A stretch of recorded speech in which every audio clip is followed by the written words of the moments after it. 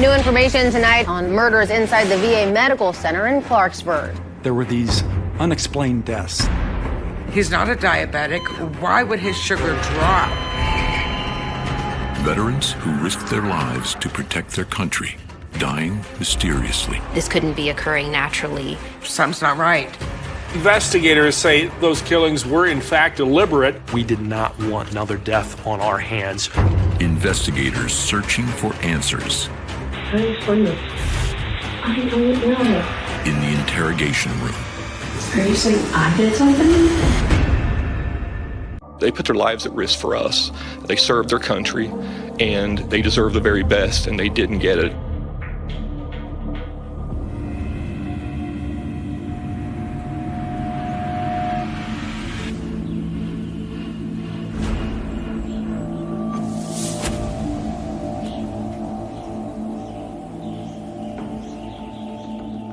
The medical center director contacted our 24/7 duty phone number and indicated that the facility had reviewed multiple instances going back to January of 2018 and had identified inpatients who had suffered severe low blood sugar, all of which, with the exception of one, had passed away shortly thereafter.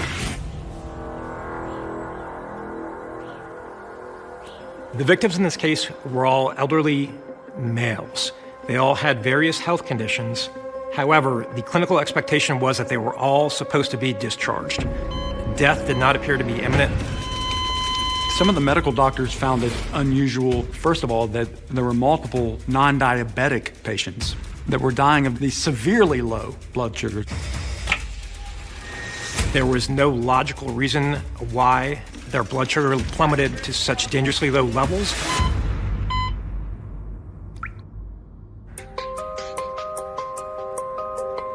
We didn't really know what we were looking at. Did we have a bad actor or multiple bad actors at play here? And in what capacity? Were they employees? Were they civilians? Were they fellow veterans or fellow inpatients? Or were there some sort of rational explanations from a medical perspective?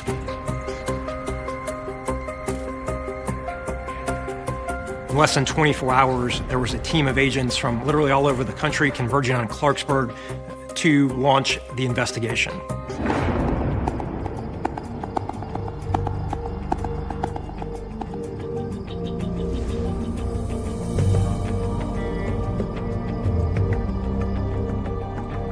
Within a day of opening their investigation, they contacted the local FBI office, and we got involved.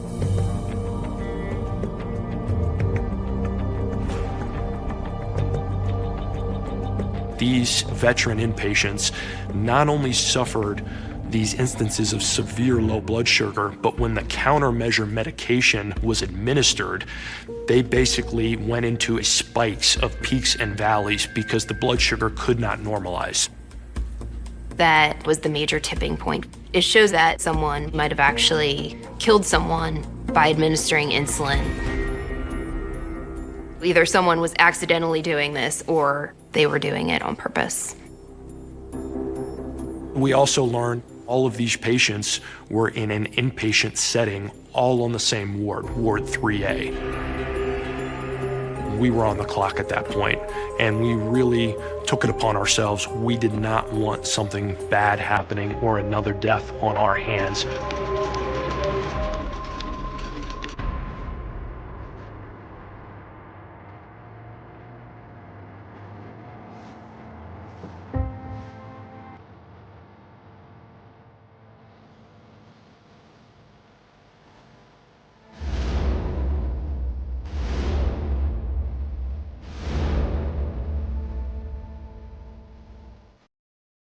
Losing Archie was really hard. He was really kind-hearted and just really generous. I just didn't understand. He wanted to go home. Dad says, you know, don't leave me here, take me home. And I didn't do it. I left him there. That was a lot of guilt over that when he died.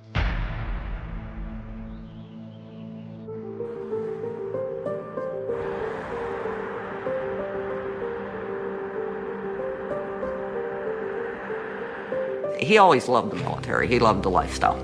He told us that if anything happened to him, where he wanted to be was the VA. He got to feeling better. He was and talking stuff. and everything. I mean, Yeah. he was doing really good. We go in there and they told us that the sugar had bottomed out. Dad wasn't a diabetic, so it's like, okay, why is the sugar bottoming out?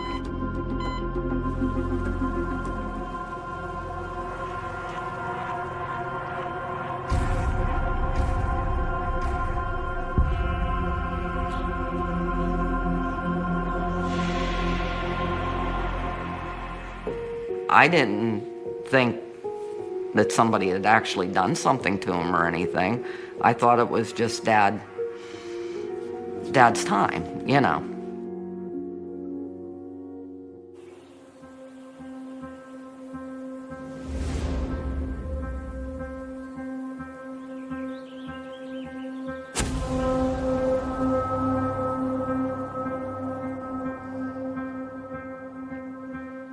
George was a wonderful husband, a wonderful father. So he was being treated for his congestive heart failure. He was supposed to come home on Monday. His levels dropped. They plummeted. And I said, something's not right. He's not a diabetic. No. Why would his sugar drop that low? Hypoglycemic. I said, Daddy, it's okay. It's okay. You go see your mom and dad now.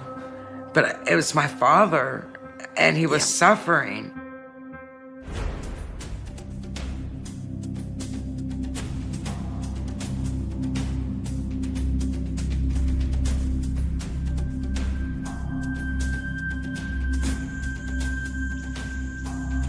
We did not have a suspect, and we really had a broad scope of what we were trying to look at here. We more or less kicked it into high gear, 24/7, around the clock. We interviewed all of the employees that worked on 3A and also the physicians that had treated the victims. And through time cards, work schedules, and other records, that helped narrow down the possible list of subjects or suspects that could be involved in the case. It quickly became apparent there were a total of 4 individuals at the hospital out of 1,200 employees who were there at each of the dates for these events.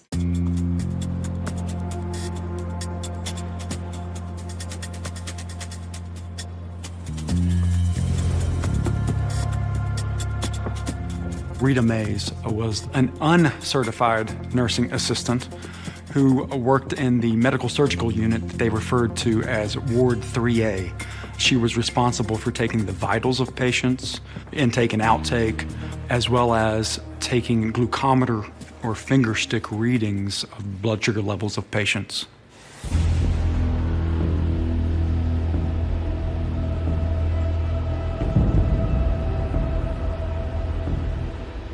It is 8:17 p.m. Special Agent Earl Gilliam here with Miss Rita Mays. What's your title? I'm a nurse's aide. In the initial interview, you really just want her to do as much talking as possible so then go back later and impeach the information that she gave us. Our team was directly across the hall to just listen in. We were putting the pieces together to see what we could make of what she had to say. You ever administer insulin to patients? No. Not at all? No. Aides are not to give any type of meds. And what about the med room? Do you go to the med room where they keep the medications? The only time that I've gone in there is when I've been with a nurse.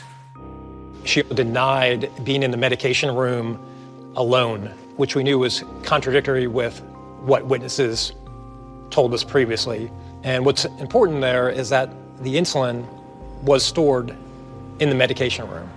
Some of Rita Mays' coworkers on 3A had various accounts that stuck out to us as far as red flags. She more or less did not act normal when compared to the rest of her coworkers. There were some instances where she held patients' hands while crying bedside with them as well too, which a lot of the staff indicated to us was abnormal. Would anybody ever question you about anything as far as being in the patient's room in any form or fashion? Mm-mm. I'm happy to ask these questions. You are exhibiting the demeanor of a person that's not being totally forthright and honest with me about something. So what is it that you could be omitting that's making you feel the way you feel now? I'm not admitting anything. Okay. Okay. So you haven't done anything? You don't know of anybody that's done anything wrong? No, I don't know of anyone who has done anything, and I haven't done anything. I'm not going to find that what you're telling me, I'm not going to find that part of it's not true or all of it's not true. No, sir. I will swear on it. Swear to it. Okay, and you I will don't swear know. to it. If we had to go to court, I would swear to it.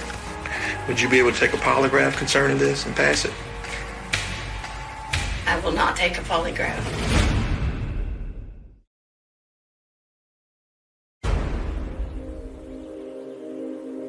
Did Dad die on his own, or did somebody kill him? I was just blown away, and you were angry and sad.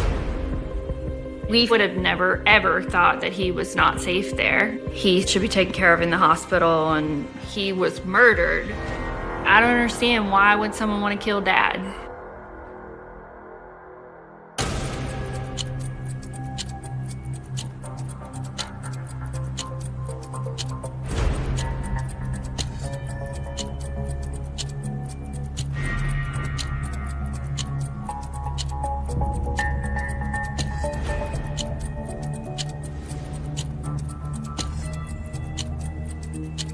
Why not? Why not? I'm asking. Because I have a torn ACL and I have constant pain and I wouldn't pass it. Okay. The pain would make you not pass it. Yes, sir.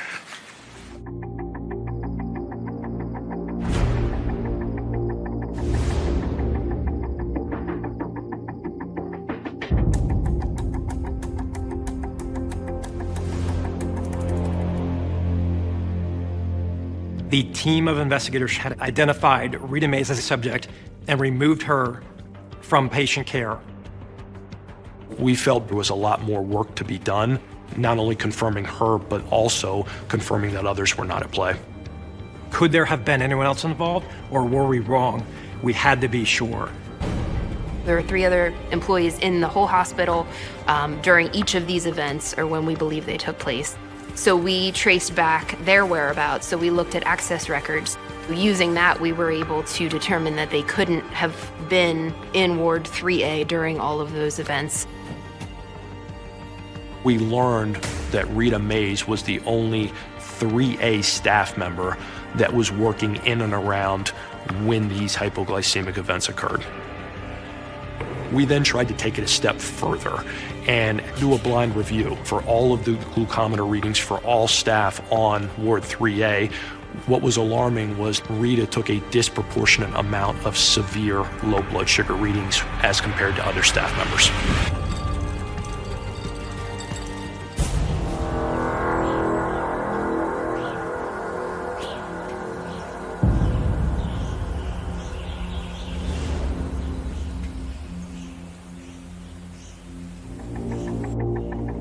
We learned that Rita Mays' husband had been in jail during the times in which the murders took place.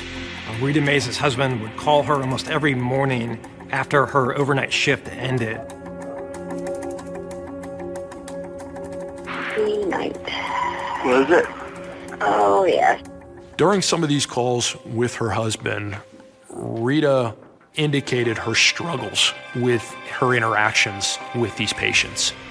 At 4 o'clock in the morning, I had to take over sitting one of the one-on-ones, and the one I was sitting with, I wanted to freaking strangle. Why? I couldn't keep him in bed. They had given him Haldol, and that didn't work, so they gave him 2 shots of Haldol, and he still was wound up.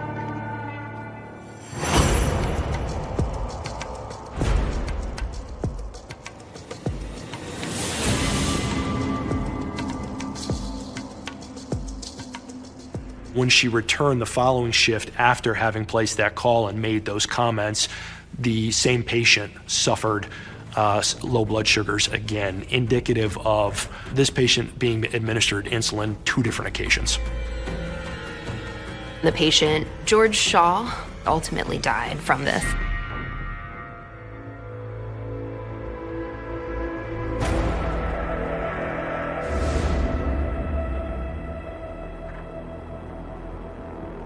Mr. Raymond Golden had another nurse who was sitting with him, and Rita Mays came in and offered to give her a lunch break. And so she sat with Mr. Golden for 30 minutes while the other nurse took lunch.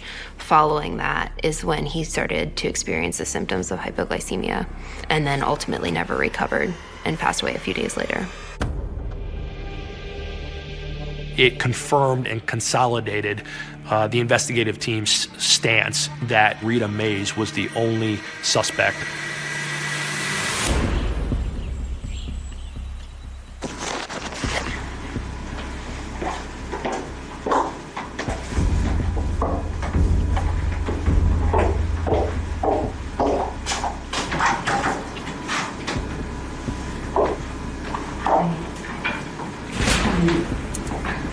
Nice to meet you. My name's Carrie. Hi, Carrie. We had a special agent from the FBI Behavioral Analysis Unit come out. They offered for Special Agent Carrie Robbins to participate and to conduct the interview. We had been prepping her for it, just one interviewer in the room. My understanding is, did you win the Nurse of the Year award? The year before last, Nurse's Aide. Yeah, and I've heard that. And I've heard that you're the go-to person. You do exemplary work. The interviewer does pay compliments to Mays that would really allow Mays to agree with her and engage her in talking. It builds a little bit of rapport, but it also makes Rita feel that she has the power in the conversation.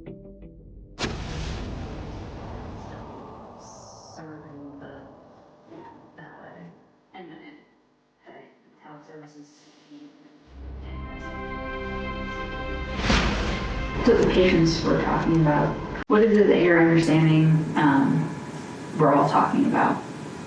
My understanding is that they think that somebody is doing something to make these people's sugar drop, is what I understand. Was Mr. Holloway one of the patients you were close to? No, not really. He was kind of a grumpy old man. You know, one of them you don't really,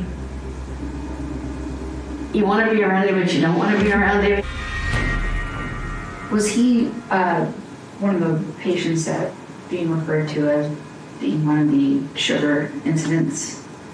I don't know if he was or not. I do remember that we did check his sugar that night and it wasn't low. I don't remember the exact amount it was. You have an amazing memory. I didn't know that. She indicated that this patient wasn't really significant. She wasn't really close with this patient. However, she then proceeds to go into a lot of detail. That's where Special Agent Robbins cued in on. She's looking really nervous. Something else was going on here.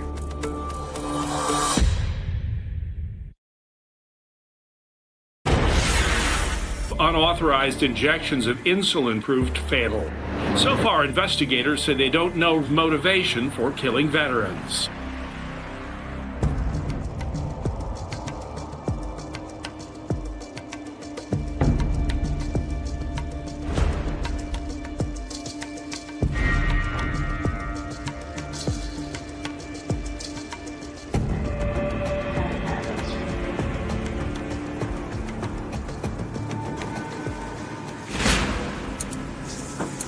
Do you think something had happened to him?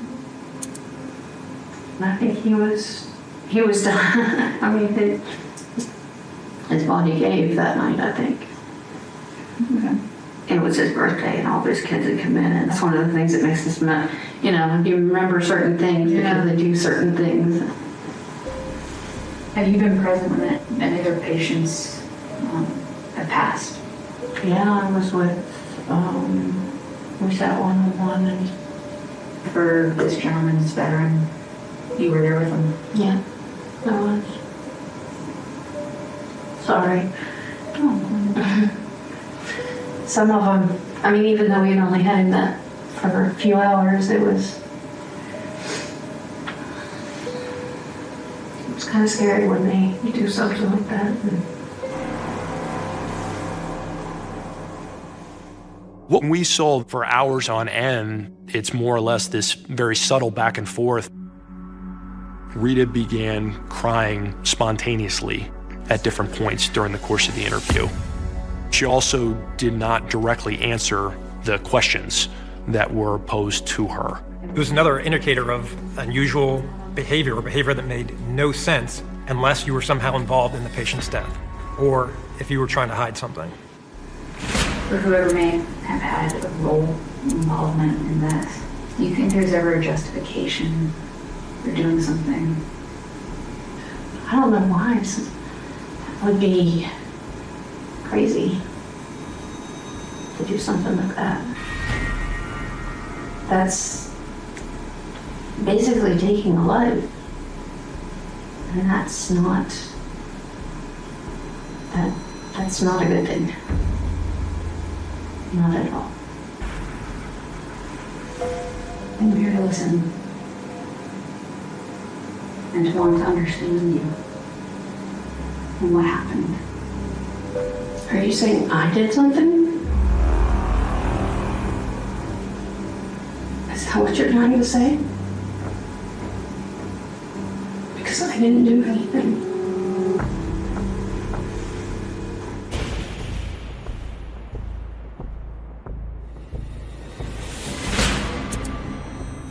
Whatever you did doesn't change who you are. It doesn't. You're still that person. I didn't do anything. There's a lot of people saying you did. You don't know what happened. I told you what happened.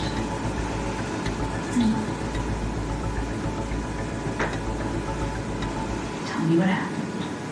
The truth. After today, I cannot make that promise to you. That you'll be sitting across from somebody who will listen to you. You can see she's hunched her shoulders and drawn her arms across her body as pretty defensive. So to me, I think she was panicking a little bit. I think with what you're accusing me of, from here on out, I need a lawyer.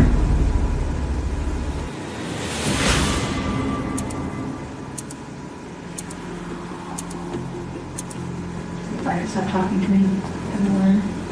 Yep.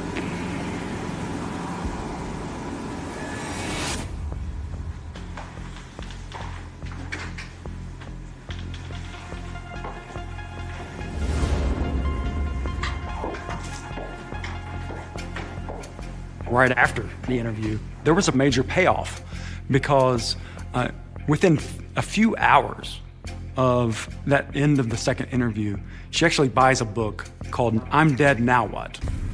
Indicating that she's having potentially some suicidal thoughts. Why? Because she's just been told she is the prime suspect in all of these cases.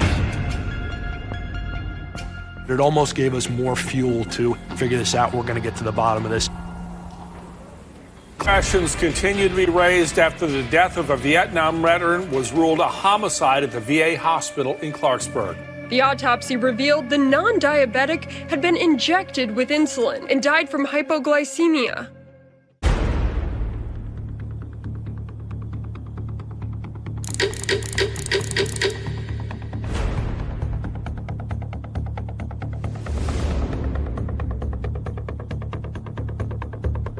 Between the second interview in August of 2018 and October of 2019, the bulk of the investigative work was complete during that time period. The investigation involved a review of hundreds of thousands of VA employee emails, years worth of internet browsing activity, a review of hundreds of hours of recorded phone calls, a review of other electronic media and electronic evidence as well.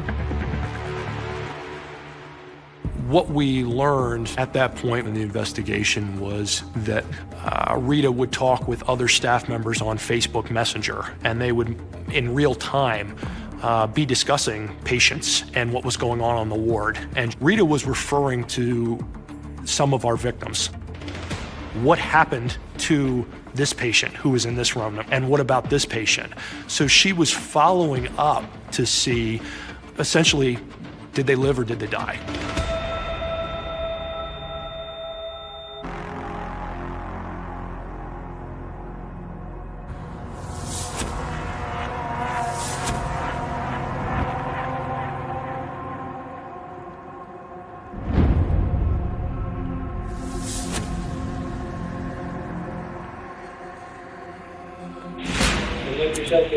I appreciate it. Come on in, have a seat. You can close it or leave it open. That's completely up to you.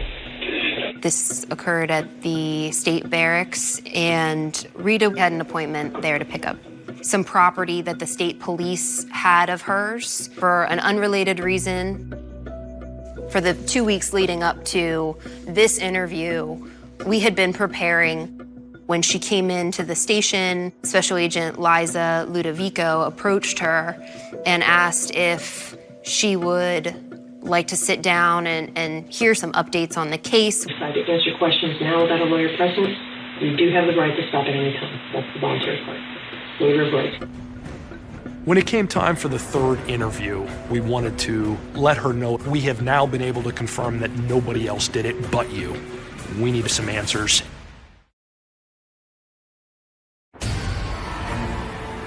I understand what my rights are. At this time, I am willing to answer questions without a lawyer statement. If you'd like to sign, you can. If you don't want to, that's okay too.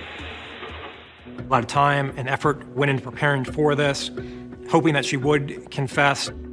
We were in an adjoining room with the investigative team and the prosecutors, listening and watching to the entire interview. If there was anything that needed to be followed up on, the team was ready for that.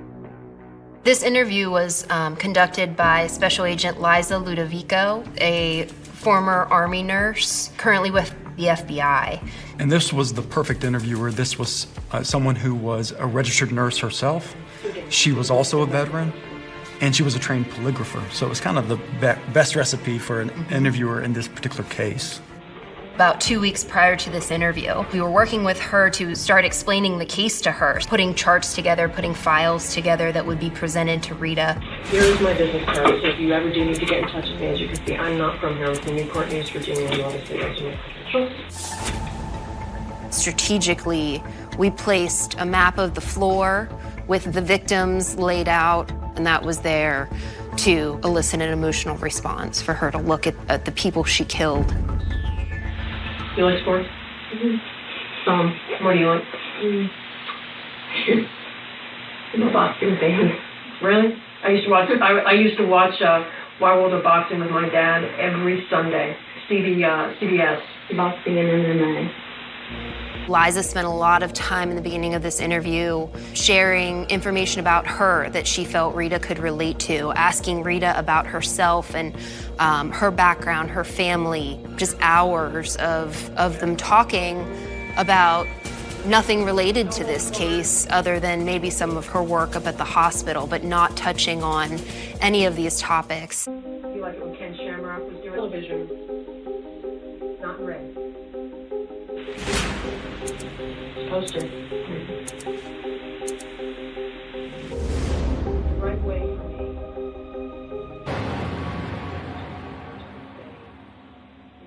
I'm not giving you everything because I'm not authorized to do that, but they wanted to make sure that I was equipped to at least show you some of the documentation.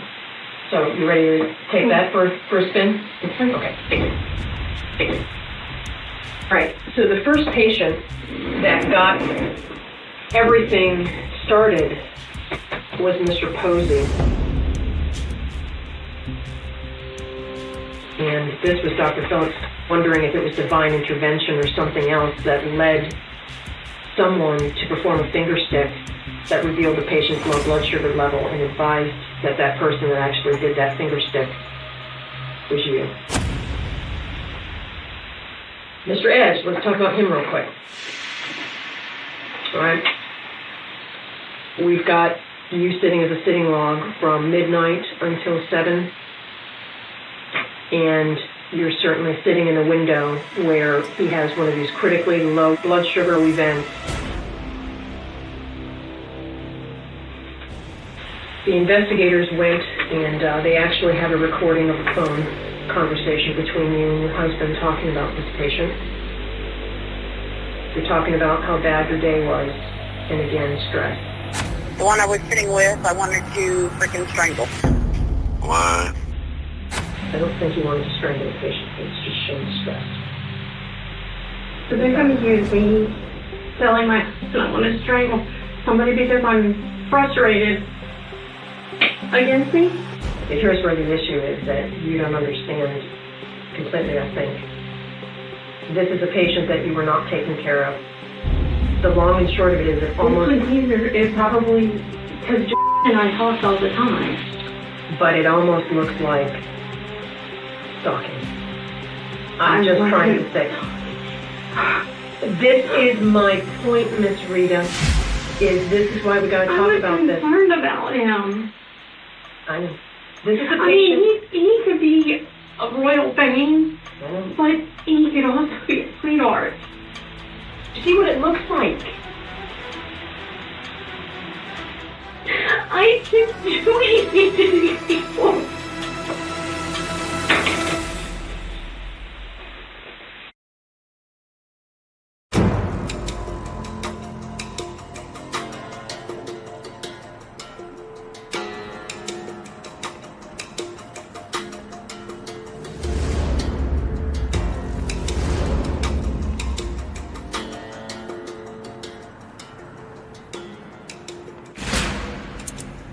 I think I can help you to explain this, but it starts with at least the acknowledgement that glucoses don't fall out of the sky. I know they don't fall out of the sky. Okay? I did finger sticks when I was told to do finger sticks. Whether they were a diabetic or not, if I was told to do a finger stick by a nurse, I did a finger stick. That's my job. That's not under dispute.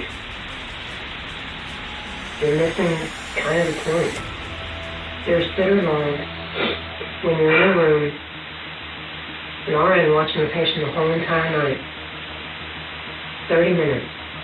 You're relieving her for lunch. And in the maximum onset window after insulin's given, is bothering his foot. I did not give him insulin.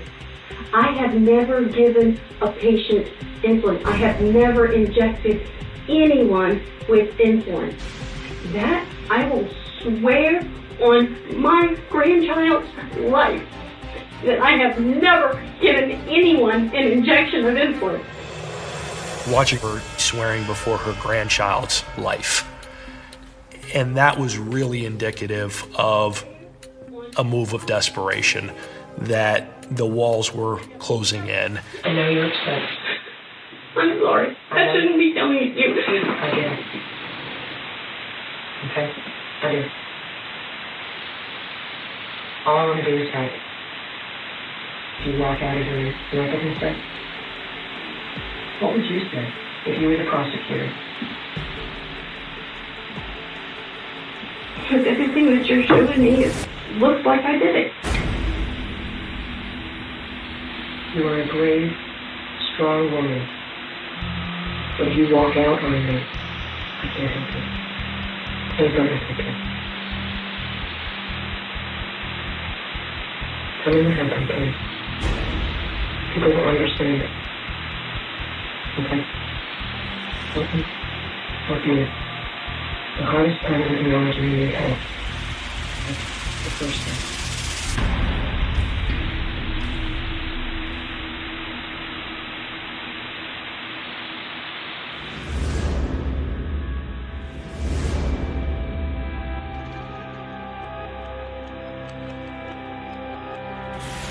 There's actually been videos that you've watched and articles that you've researched that suggest a very different picture than what I've been trying to talk about here. What do you mean articles? Forensically, they have been very busy for the last 18 months, Ms. Rita.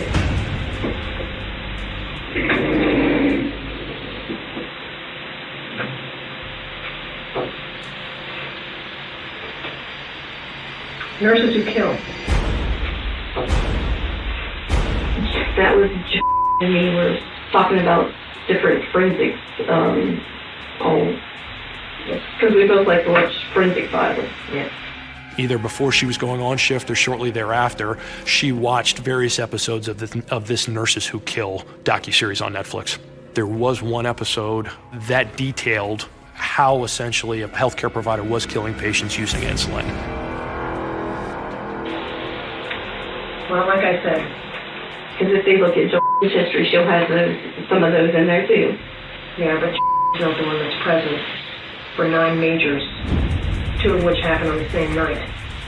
Nursing documentation that's in the room that's showing your babysitting a patient one-on-one and blood sugars bottom out.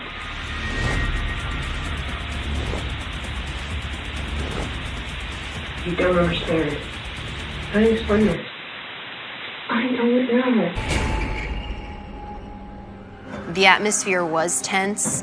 We were watching on the edge of our seats, sitting down the hall. Oh, she's gonna do it. This is the time. Nope, it's gonna happen. And it hurts saying what happened to you.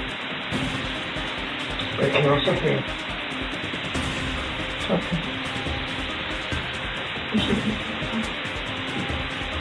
I disagree. You have a story to tell me, please.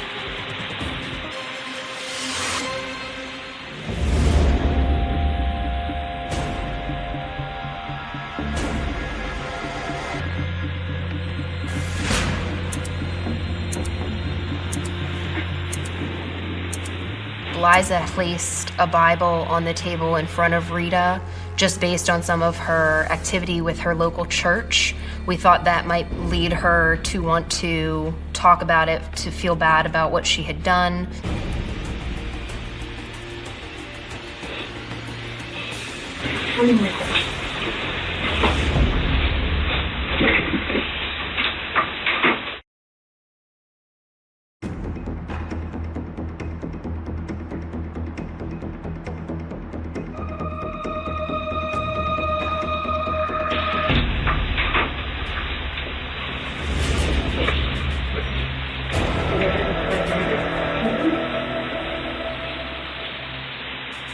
It was obviously discouraging. No direct admission or confession. So after that third interview, the investigative team spent their time and effort on ensuring every loose end was tied up. What we were really focused on was strengthening the medical evidence against her. One of the strongest pieces of evidence that we obtained was from our endocrinologist. Her analysis that in all of her years doing this, she hadn't seen some of these severely low blood sugar readings. It really cemented it for us.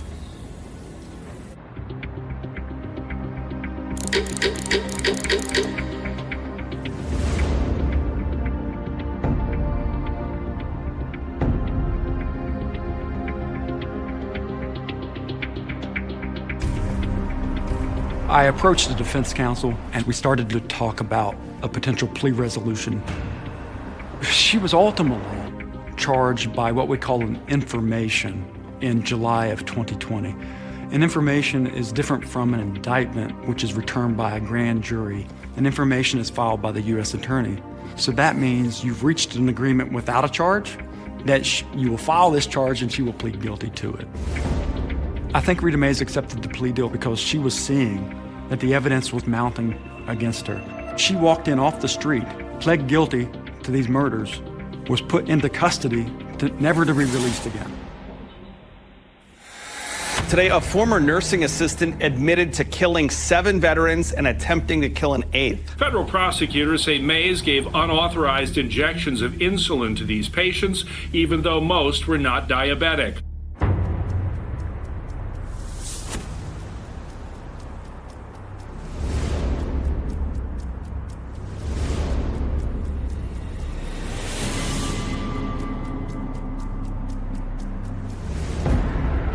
The interviews were important. Despite not obtaining a confession, there was no eyewitness, no surveillance camera footage, no murder weapon, no DNA, no fingerprint.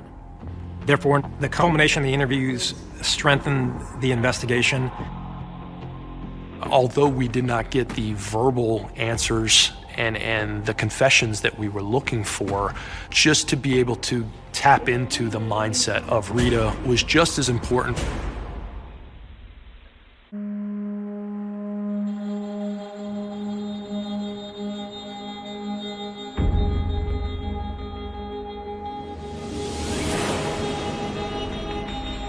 Tuesday, it ended for serial killer Rita Mays with 7 consecutive life sentences plus 20 years for taking the lives of veterans with insulin.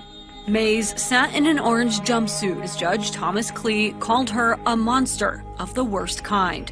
The monster that no one sees coming. That provided some sense of closure for the family, although it never was going to bring their loved ones back.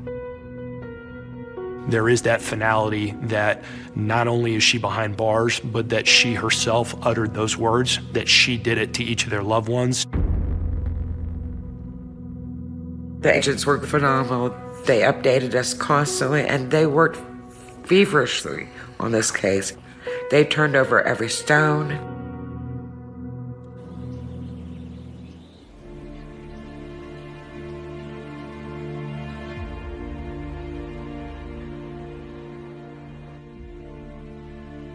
We want him to be remembered for how he lived, the type of person he was.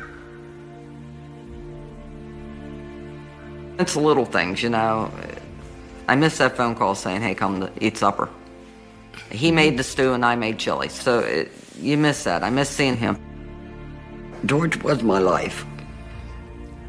I was 18 when I met him, and we were together for 59 years. It was just a wonderful, wonderful person. And I miss him.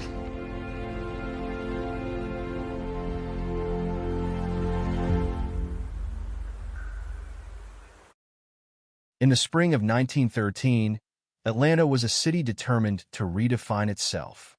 Factories rose alongside expanding neighborhoods. Railroads carried people and commerce through the heart of Georgia. And newspapers celebrated the promise of modern industry almost every morning. To many, it was a city of opportunity, a place where hard work could lift a family out of poverty. Yet beneath that optimism lay another reality, one of exhausting factory labor, economic hardship, social division, and a justice system that would soon face one of its greatest tests. On April 26th of that year, a 13-year-old girl named Mary Fagan walked through the doors of the National Pencil Company for what should have been a routine visit. She expected to collect a week's wages, no more than a little over $1. Money that represented long hours of repetitive labor and an important contribution to her family's survival. She never returned home. By the following morning, her body would be discovered in the basement of the factory where she worked. Within days, suspicion would shift from one suspect to another. Within months, an entire nation would become consumed by arguments over guilt and innocence. Within 2 years, the courtroom's verdict would be followed not by closure, but by an act of vigilante violence that would become one of the most infamous lynchings in American history. More than a century later, one question still refuses to disappear. Who killed Mary Fagan? That question has echoed across generations, surviving countless books, legal reviews, historical studies, and public debates. Unlike many famous criminal cases where modern forensic science eventually uncovers definitive answers, the murder of Mary Fagan remains suspended between competing narratives. The evidence left behind in 1913 has never produced universal agreement. Some believe that justice was served in the courtroom. Others argue that an innocent man was condemned by public pressure, prejudice, and unreliable testimony. Between those opposing interpretations stands the memory of a 13-year-old factory worker whose life ended long before history transformed her name into a symbol. This is not simply the story of a murder investigation. It is the story of how fear can shape public opinion, how newspapers can influence the direction of a criminal case, how witness testimony can become both powerful and deeply controversial, and how uncertainty can outlive everyone directly involved. At the center of the case are only a handful of undeniable facts. Mary Fagan entered the National Pencil Company on April 26, 1913. She intended to collect approximately $1.20 in wages. The last confirmed person to see her alive was the factory superintendent, Leo Frank. Hours later, during the early morning of April 27th, night watchman Newt Lee discovered her body in the factory basement. Around her neck was a cord used to strangle her. Her head bore blunt force injuries. Her clothing appeared disturbed, leading investigators to suspect the possibility of sexual assault. Although medical experts of the era could not reach a definitive conclusion because forensic science in 1913 lacked many of the tools that would become available decades later. Near her body were 2 handwritten notes that appeared to direct suspicion toward a black man, immediately adding another layer of complexity to an already horrifying crime. Everything beyond those basic facts became the subject of fierce disagreement. Investigators first focused on Newt Lee, the man who had discovered the body. He was questioned extensively, yet evidence against him failed to materialize.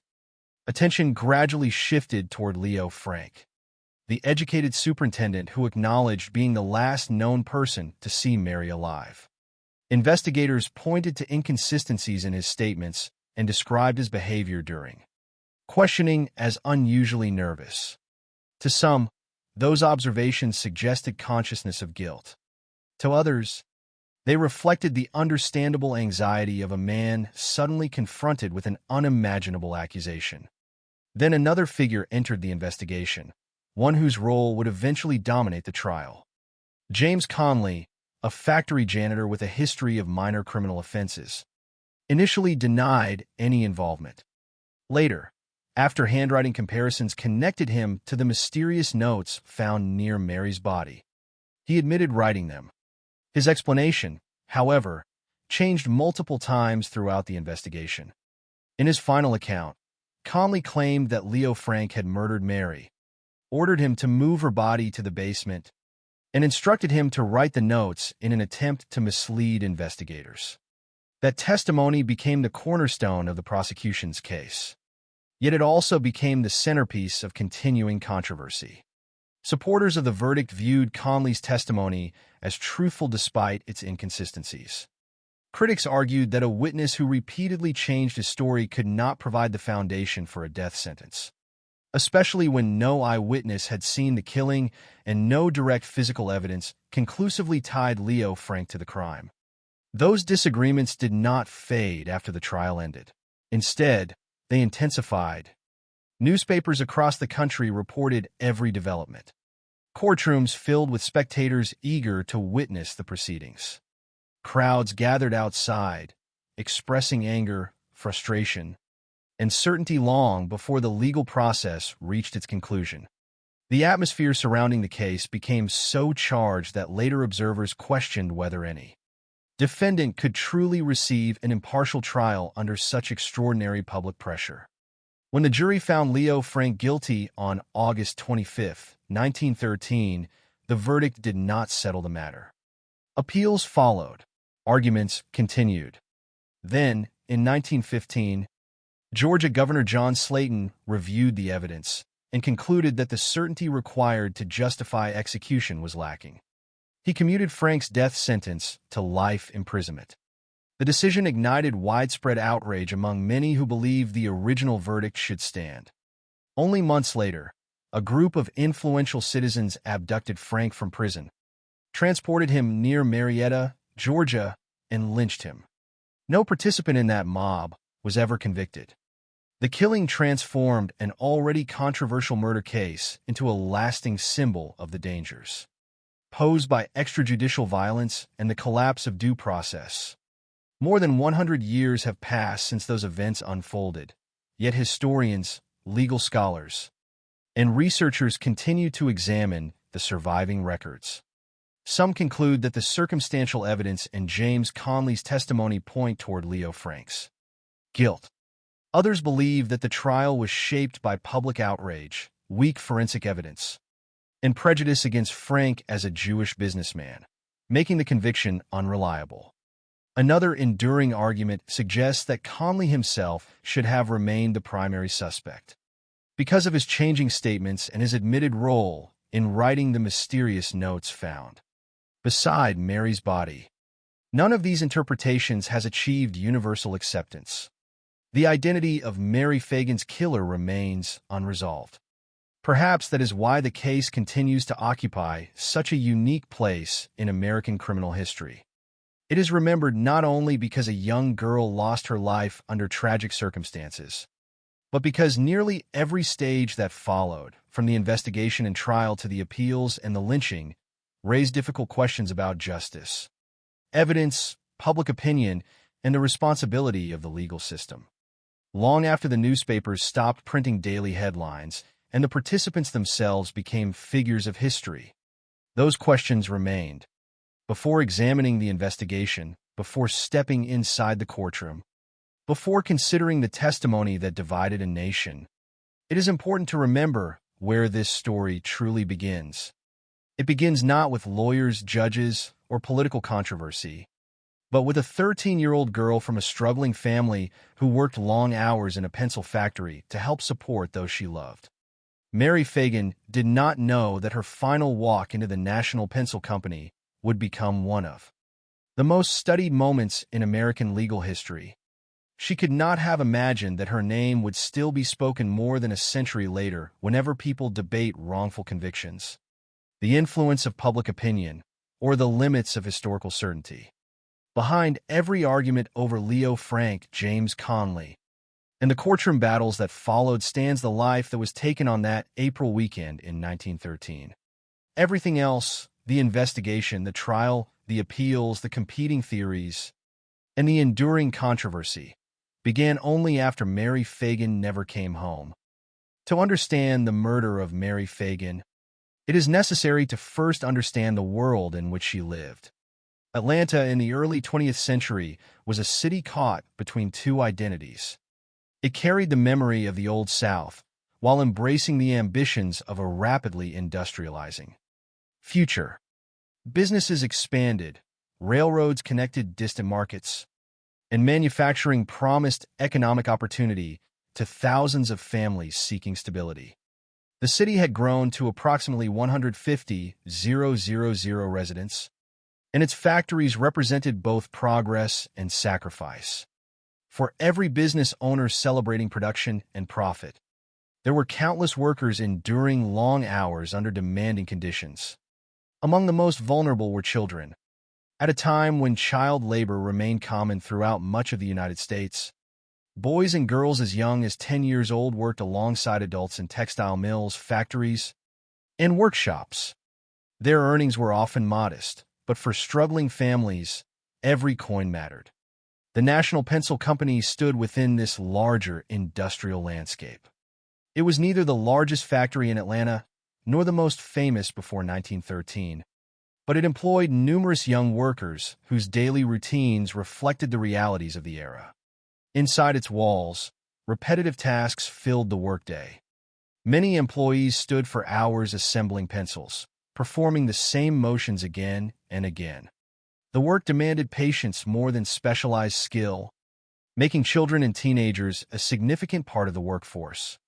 Long shifts of 10 to 12 hours were not unusual, and wages remained low even by the standards of the time. For many families, however, refusing such employment was simply not an option. Poverty often left little room for choice. Every paycheck contributed to rent, food, clothing, and survival. It was into this environment that Mary Fagan entered. Born on June 1, 1899, Mary's early years were marked by hardship.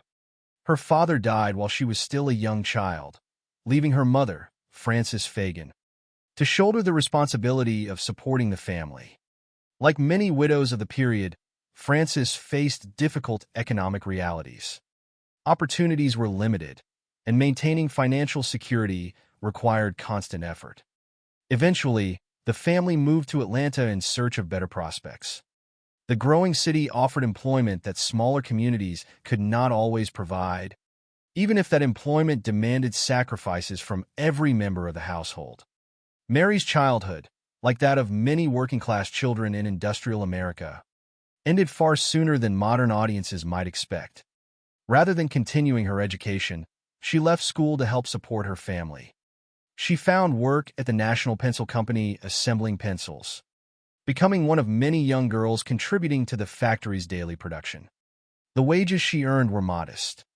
She received approximately 10 cents an hour, amounting to little more than $1 during an ordinary week.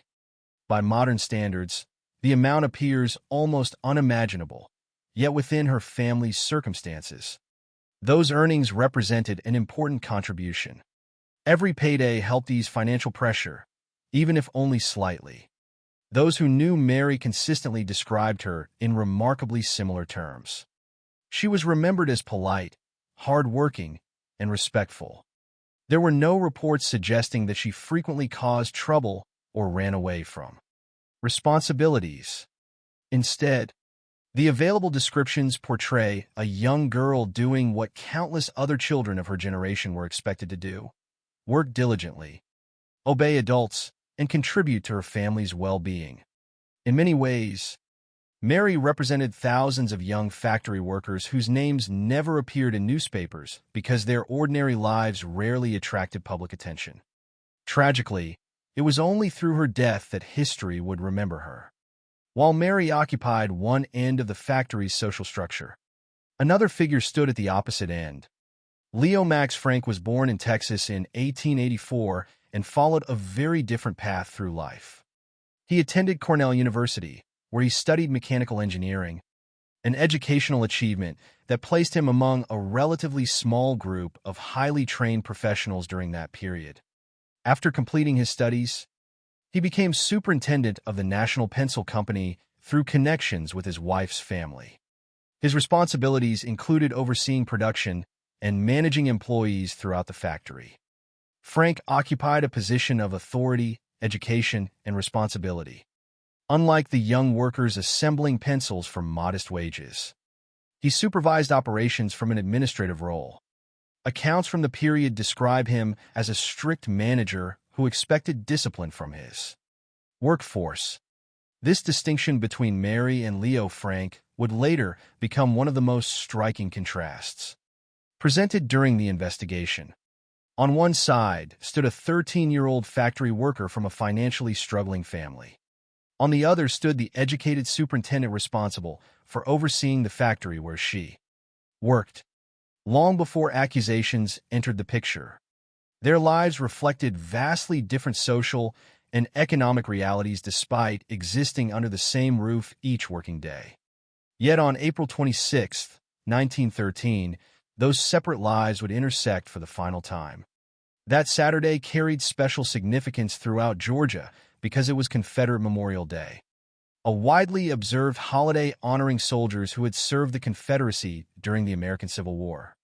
Businesses adjusted their schedules, public ceremonies took place, and many workplaces either closed entirely or operated with reduced staffing.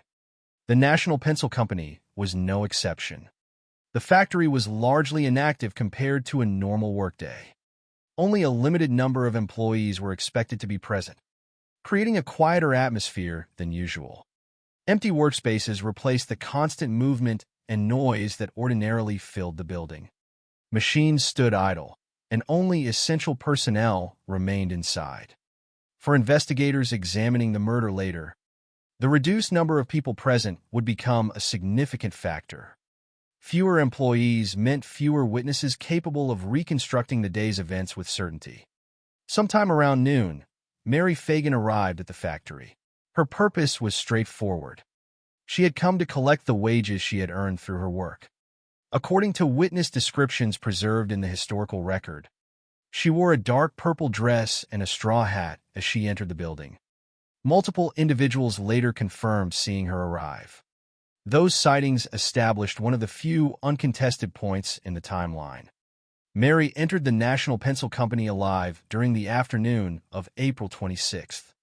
What happened afterward would become the central mystery of the entire case. According to Leo Frank's later statements, Mary came to his office to receive her pay. He said he handed her approximately $1.20 before she left after only a brief conversation lasting several minutes. Importantly, however, no independent witness observed the entirety of that interaction. Frank's account, therefore, became one of the only direct descriptions of Mary's final confirmed moments. Investigators would later scrutinize every detail of his statements, comparing them against other witness accounts and searching for inconsistencies. At the same time, other individuals moved through different parts of the building during the afternoon. Some employees entered to retrieve personal belongings. Others briefly visited storage areas or completed minor tasks. Yet despite these movements, no one later reported seeing Mary leave the factory. That absence of observation became one of the earliest and most troubling questions confronting investigators. If numerous people remembered seeing her enter, why did no one remember seeing her leave? Did she remain inside longer than expected? Did someone encounter her after she collected her wages?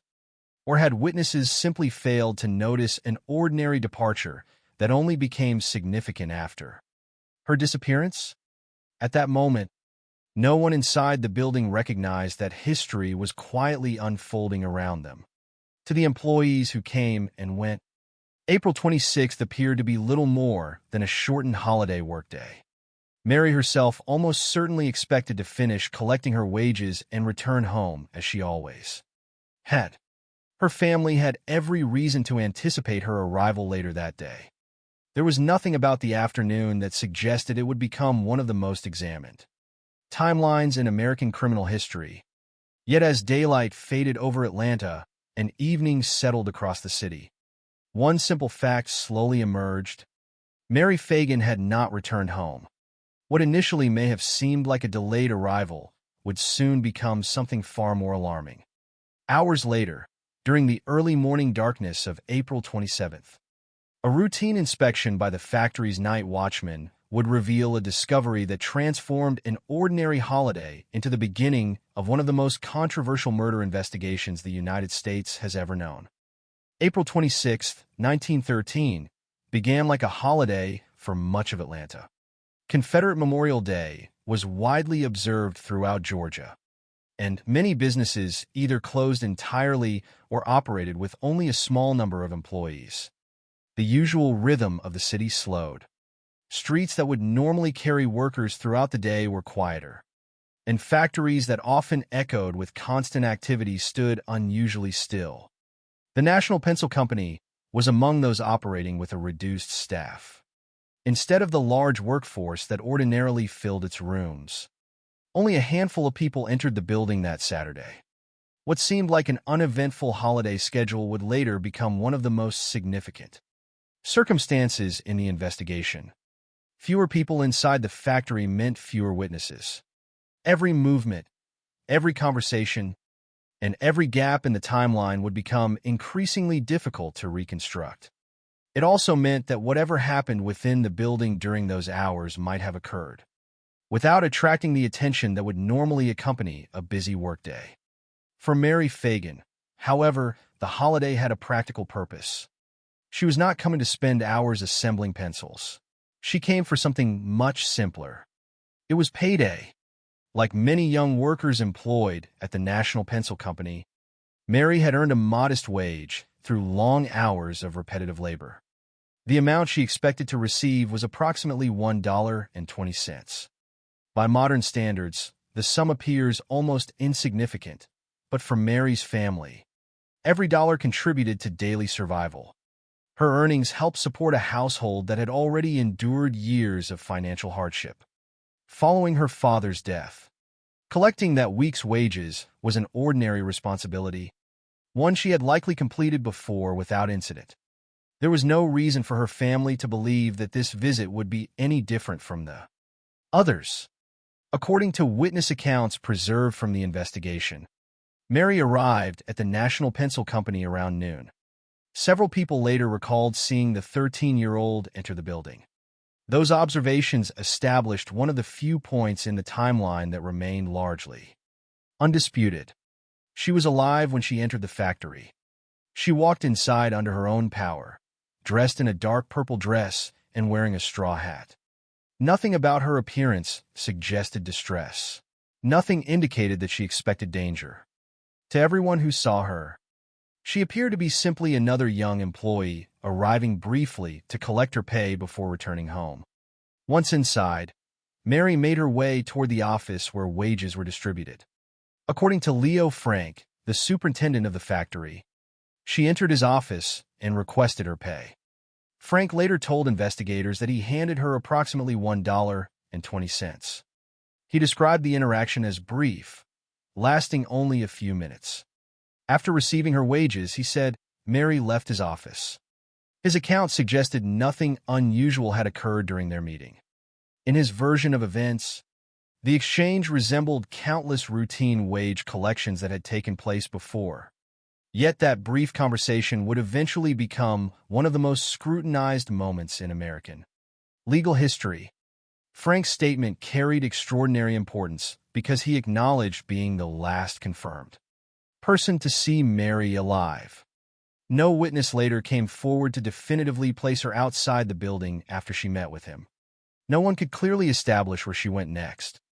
As investigators searched for answers, that absence of confirmation transformed an otherwise ordinary encounter into a central focus of the case. It is important to note, however, that no independent witness observed the entirety of Mary's interaction with Frank. There was no third party standing inside the office who could either confirm or contradict every detail of his account. The conversation existed primarily through Frank's own statements to investigators. As the investigation progressed, authorities examined those statements carefully, comparing each version against the available evidence and against the recollections of other individuals who had been present in different parts of the building that afternoon. While Mary visited the office, several other people moved through the National Pencil Company for unrelated reasons. Some employees briefly entered the building to retrieve personal belongings. Others visited storage areas or completed minor work associated with the reduced holiday schedule. Their presence demonstrated that the factory was not entirely deserted. Nevertheless, the building remained far quieter than on a typical workday.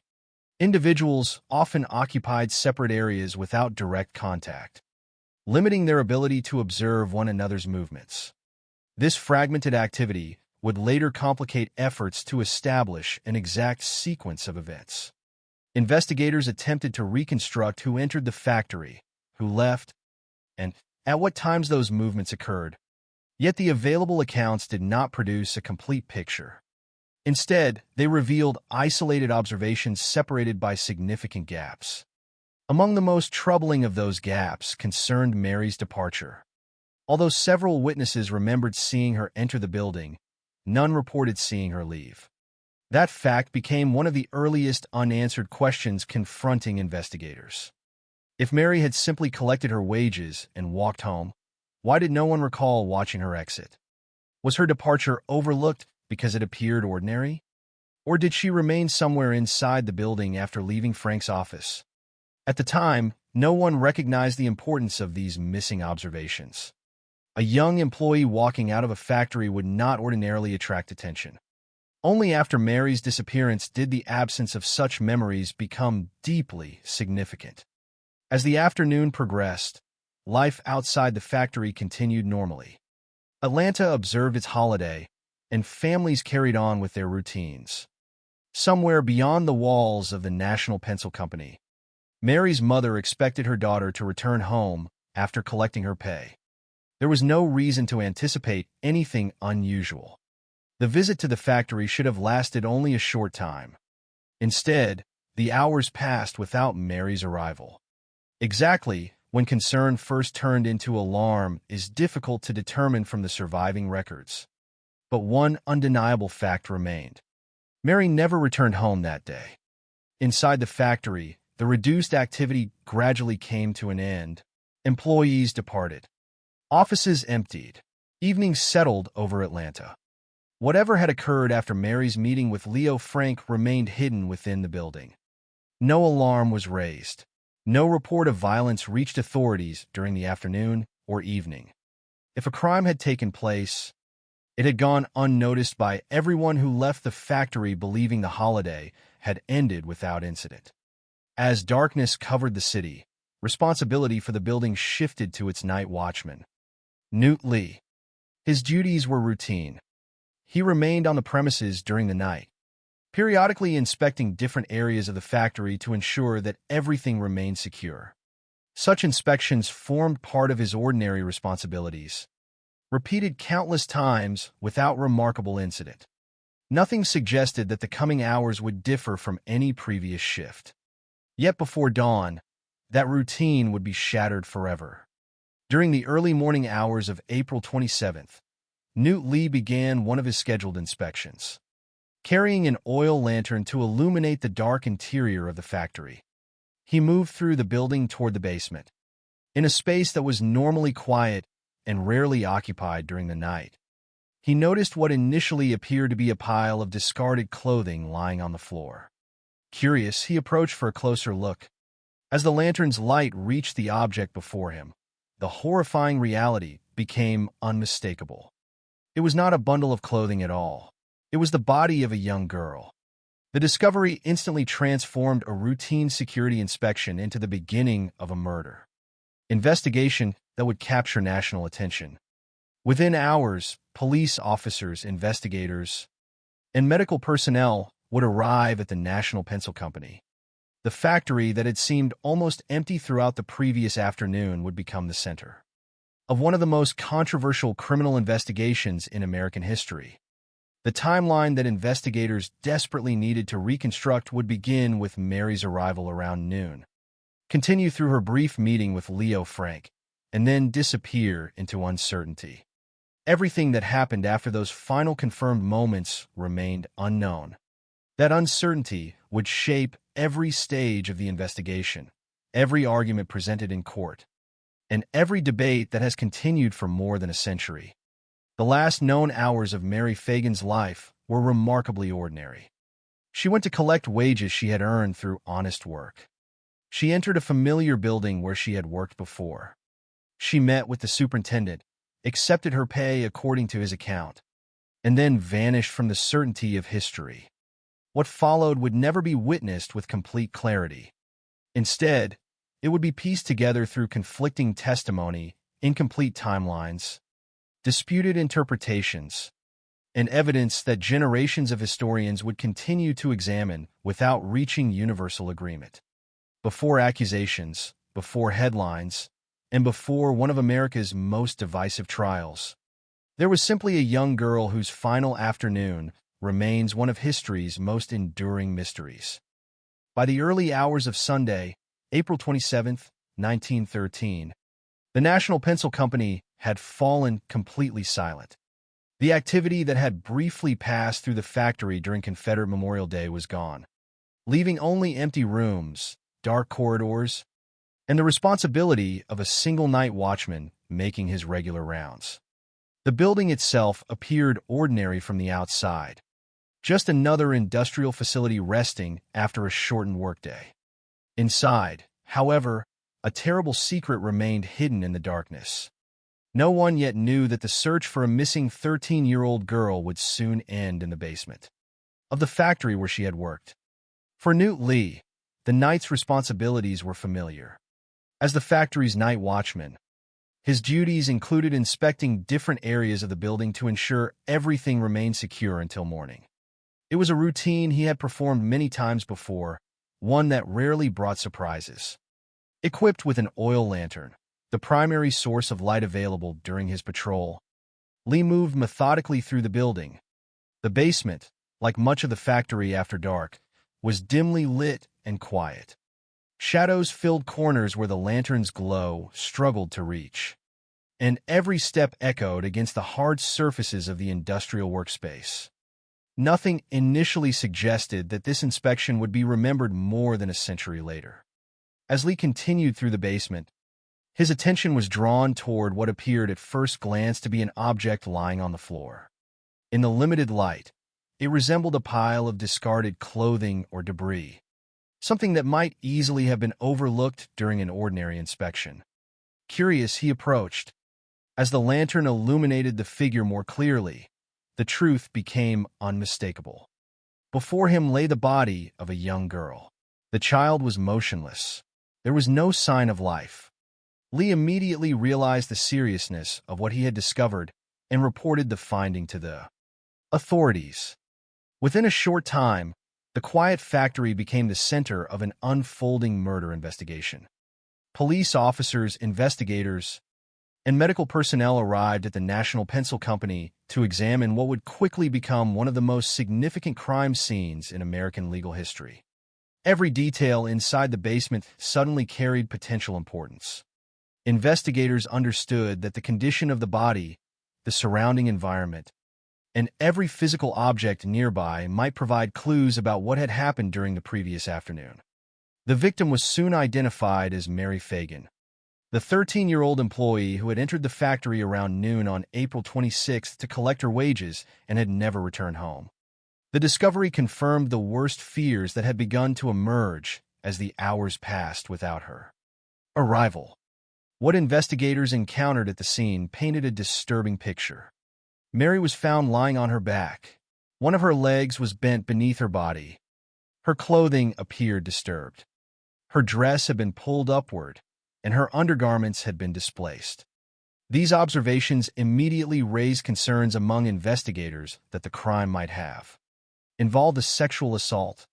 However, despite those suspicions, the medical examination conducted using the forensic capabilities available in 1913 could not establish a definitive conclusion. The physicians involved recognized that the condition of the clothing suggested the possibility of sexual violence, but they were unable to state with certainty that such an assault had occurred.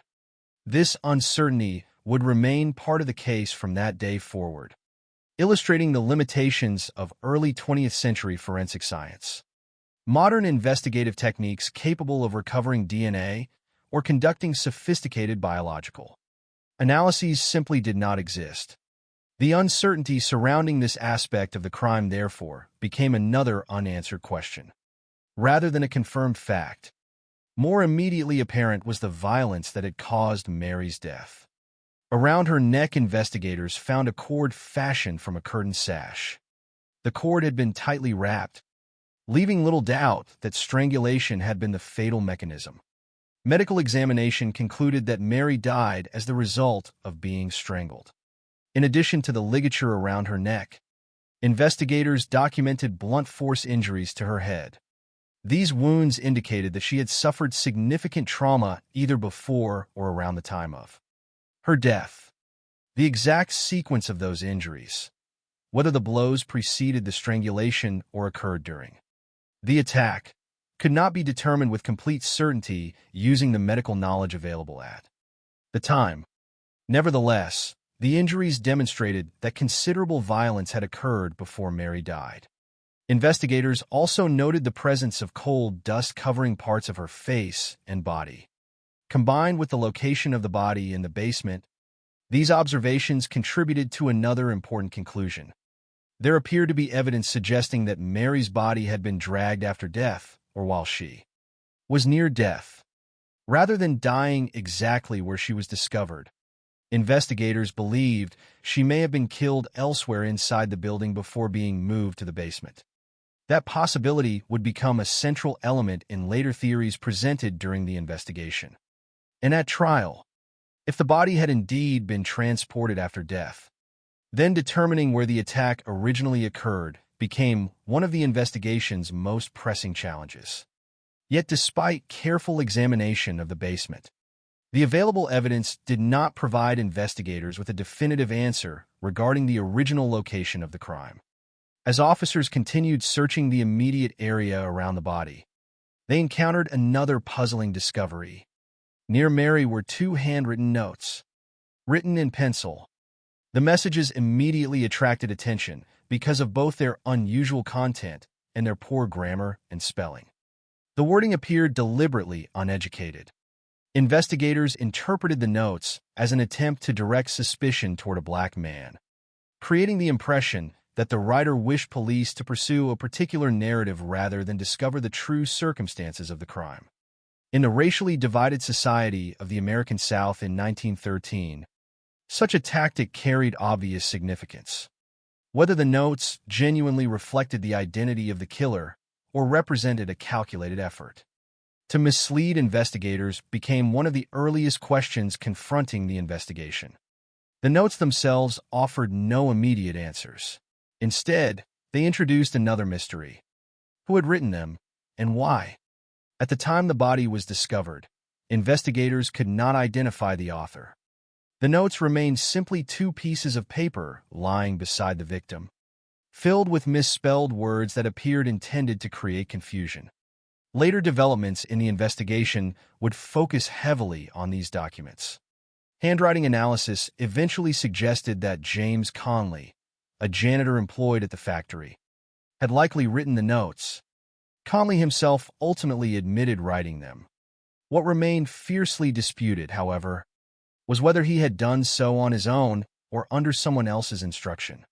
That distinction would later become one of the most controversial aspects of the entire case.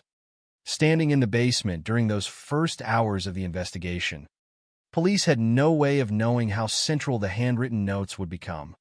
Their immediate concern was identifying the person responsible for killing Mary Fagan. As investigators carefully documented the scene, they recognized that every visible detail might carry evidentiary value. The position of the body, the ligature, the head injuries, the disturbed clothing, the coal dust, and the handwritten notes each became pieces of a puzzle that remained frustratingly incomplete. Yet even as evidence accumulated, many crucial questions remained unanswered. Exactly when had Mary died after entering the factory? Where had the fatal assault occurred? Who had last seen her after she collected her wages? Why had no one reported hearing or witnessing violence inside the largely empty building? And perhaps most importantly, who had written the mysterious notes found beside her body? And what purpose had they served? Those unanswered questions shaped the direction of the investigation from its earliest moments. In the absence of clear eyewitnesses or definitive physical evidence identifying a killer, investigators were forced to examine the small number of individuals known to have been inside the National Pencil Company on April 26th. The first person to fall under serious suspicion was Newt Lee himself. His discovery of the body, combined with his presence inside the building during the night and the racial prejudices that existed in Georgia at the time, made him an immediate focus of police attention. Lee was questioned extensively after reporting the discovery. Yet despite the scrutiny directed toward him, investigators found no evidence directly connecting him to Mary's murder. As that line of inquiry weakened, attention gradually shifted elsewhere. The investigation would soon move beyond the basement and toward the individuals who had interacted with Mary during the final known hours of her life. Among them was the factory superintendent, Leo Frank, who acknowledged seeing Mary when she arrived to collect her wages. Another was James Conley, the janitor whose connection to the handwritten notes would eventually transform the entire course of the case. What began in the darkness of the basement as the tragic discovery of a young girl's body was rapidly evolving into an investigation marked by uncertainty, conflicting interpretations, and questions that would remain unresolved for more than a century. The basement had revealed the victim and the immediate evidence surrounding her death. It had not revealed with certainty the identity of her killer. That uncertainty would soon become the defining characteristic of one of America's most enduring criminal mysteries. The discovery of Mary Fagan's body transformed the National Pencil Company from an ordinary workplace into the center of an investigation unlike anything Atlanta had experienced. As officers secured the building and documented the crime scene, one reality became immediately apparent. There were very few people who could have interacted with Mary during the final known hours of her life, because Confederate Memorial Day had significantly reduced activity inside the factory. Investigators were dealing with a relatively small pool of individuals who had been present on April 26, 1913. Every person connected to the building suddenly became important. Every statement was examined, every timeline reconstructed, and every inconsistency, no matter how small, received careful attention. Yet despite the urgency surrounding the investigation, detectives faced a difficult obstacle from the beginning. There were no eyewitnesses to the killing. No one reported seeing an attack. No one came forward claiming to have watched Mary leave the building after collecting her wages. The investigation would therefore depend almost entirely on circumstantial evidence, witness statements, and the interpretation of physical evidence collected inside the factory. In the earliest stage of the investigation, police directed their attention toward the man who had discovered the body. Newt Lee, the factory's night watchman, had been performing his routine patrol during the early hours of April 27th when he found Mary in the basement. In many homicide investigations, the individual who discovers a victim naturally becomes one of the first people questioned.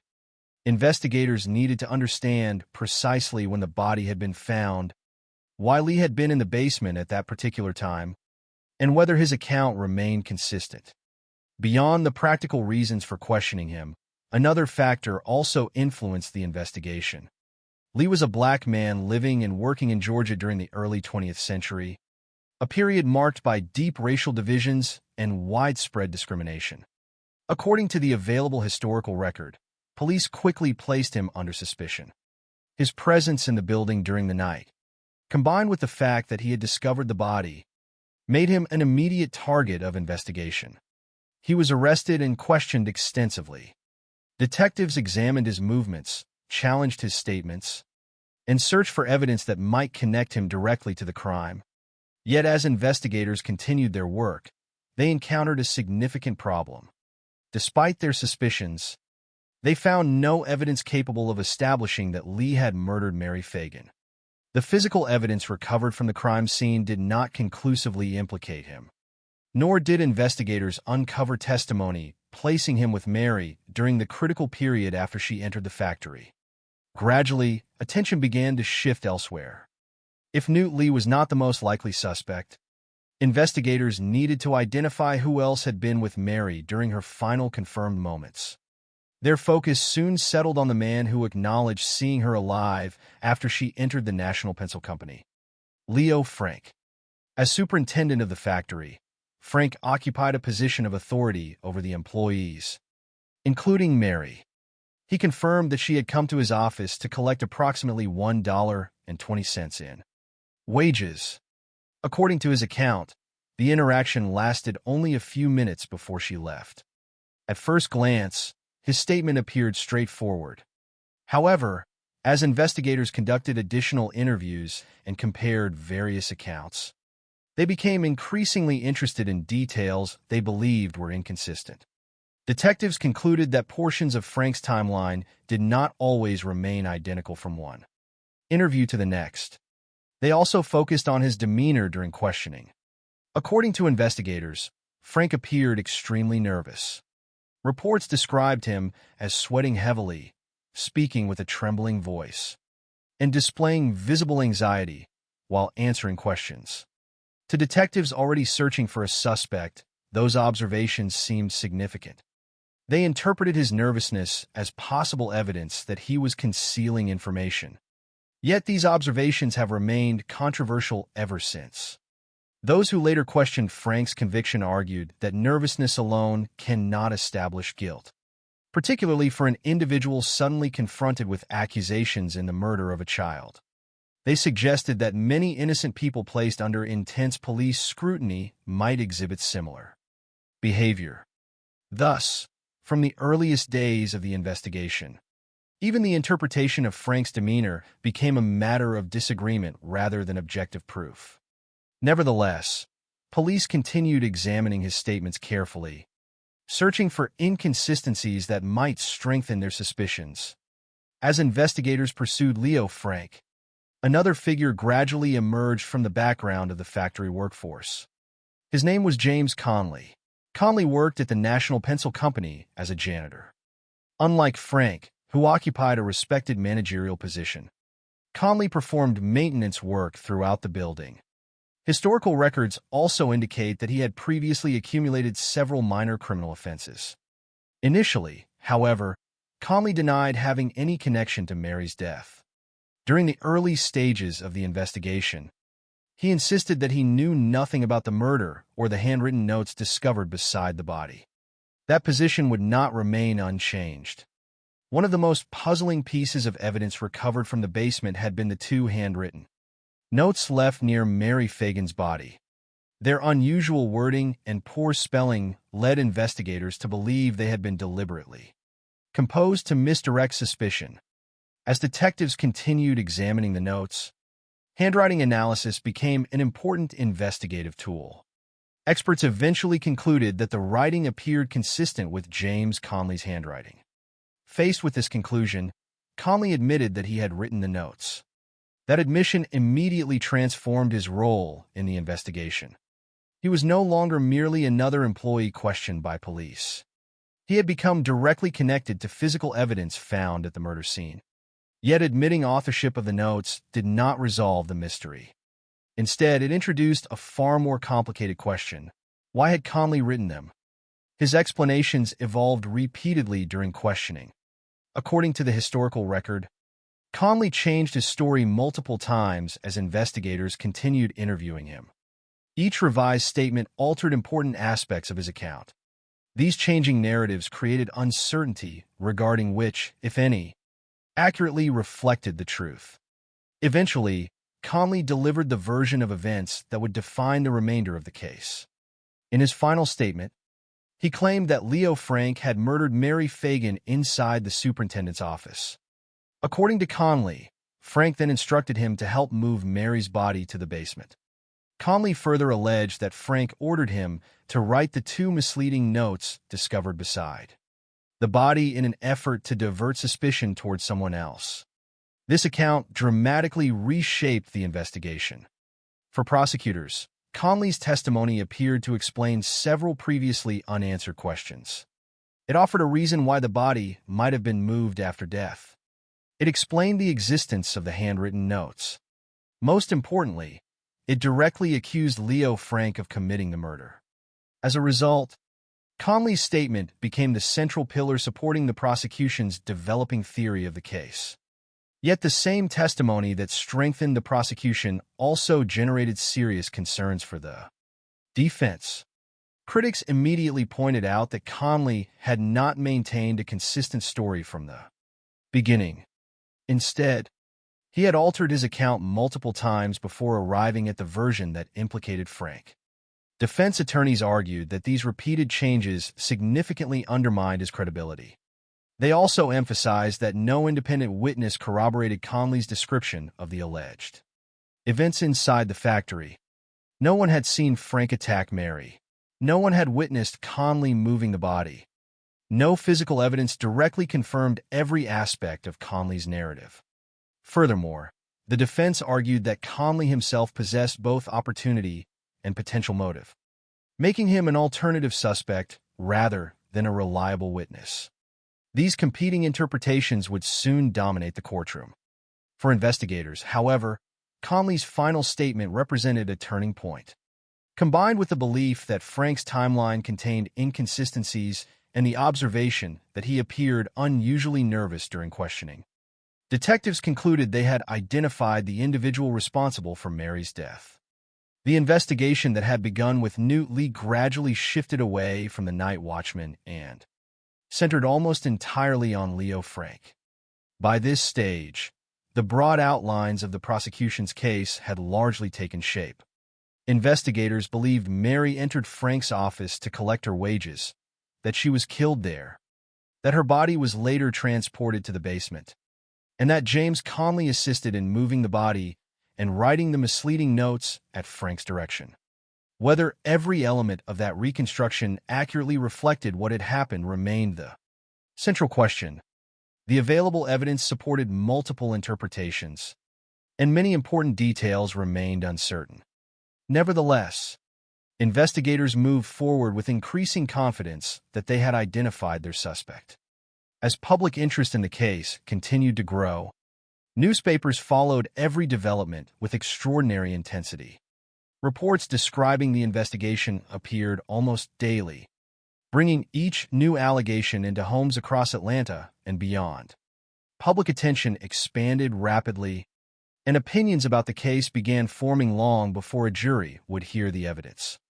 By the time formal charges advanced toward trial, the murder of Mary Fagan had become far more than a local criminal investigation. It had evolved into a national story involving a murdered child, conflicting witness testimony, disputed evidence, and an accused factory superintendent whose guilt or innocence would soon be argued before one of the most closely watched courtrooms in American history. The investigation had produced a suspect, but it had not produced certainty. That uncertainty would now enter the courtroom, where every statement, every inconsistency, and every unanswered question would be examined under the eyes of an entire nation. By the summer of 1913, the investigation into Mary Fagan's murder had moved beyond police interviews and crime scene analysis. It had become a public spectacle. What began as the tragic death of a 13-year-old factory worker was now one of the most closely followed criminal cases in the United States. Long before the first witness took the stand, public interest had reached extraordinary levels. Newspapers devoted extensive coverage to every development, often publishing detailed accounts of the investigation and the growing case against Leo Frank. Among the most influential publications was the Atlanta Constitution, whose near-daily reporting ensured that the trial remained at the center of public attention. As the headlines multiplied, so did public opinion. By the time the courtroom proceedings began, many people had already formed strong beliefs about who was responsible for Mary Fagan's death. The trial officially began in July 1913. Inside the courtroom, every available seat was occupied. Spectators gathered early, hoping to witness testimony in what had become the state's most talked-about criminal case. Lawyers, journalists, local residents, and visitors from outside Georgia crowded into the building. Outside, large groups assembled throughout the proceedings. Reports from the period describe angry crowds gathering around the courthouse, reflecting the intense emotions surrounding the case. The atmosphere extended far beyond ordinary public curiosity. Mary's death had deeply affected the community, and many citizens wanted swift justice. At the same time, the extraordinary level of public attention created concerns that would continue to be debated for generations. Later legal scholars and historians questioned whether any defendant could realistically receive an entirely impartial trial under such overwhelming public pressure. Although the legal process continued according to the procedures of the time, the environment surrounding the courtroom remained unusually tense. Every witness statement, every argument, and every courtroom exchange unfolded before an audience already emotionally invested in the outcome. The prosecution's case rested primarily on a combination of circumstantial evidence and witness testimony, with James Conley serving as its central figure. Prosecutors argued that the available evidence established a logical sequence of events. According to their theory, Mary Fagan entered the National Pencil Company around noon on April 26th to collect her wages. She met Leo Frank in his office, where prosecutors alleged she was murdered. They further argued that her body was subsequently moved to the basement in an attempt to conceal the crime. To support this reconstruction, prosecutors relied heavily on Conley's final statement. He testified that Leo Frank had killed Mary and then instructed him to help move her body to the basement. Conley also claimed that Frank directed him to write the 2 handwritten notes discovered near Mary's body, intending to divert suspicion toward someone else. These notes, combined with Conley's admission that he had written them, formed one of the prosecution's strongest pieces of evidence. Prosecutors argued that Conley's account explained several aspects of the crime scene that otherwise appeared disconnected. In their view, his testimony connected the handwritten notes, the movement of the body, and the sequence of events into a coherent narrative. Beyond Conley's testimony, The prosecution also highlighted inconsistencies they believed existed in Leo Frank's statements to investigators. Detectives had previously concluded that portions of his timeline changed during repeated questioning. Prosecutors presented these inconsistencies as indications that Frank had not consistently described his activities on the day of the murder.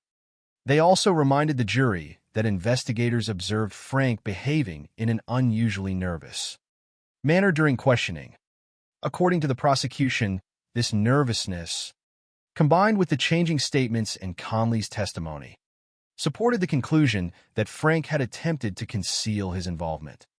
Additionally, prosecutors argued that the physical evidence suggesting Mary's body had been moved after death was consistent with Conley's description of helping transport the body from another location within the factory to the basement.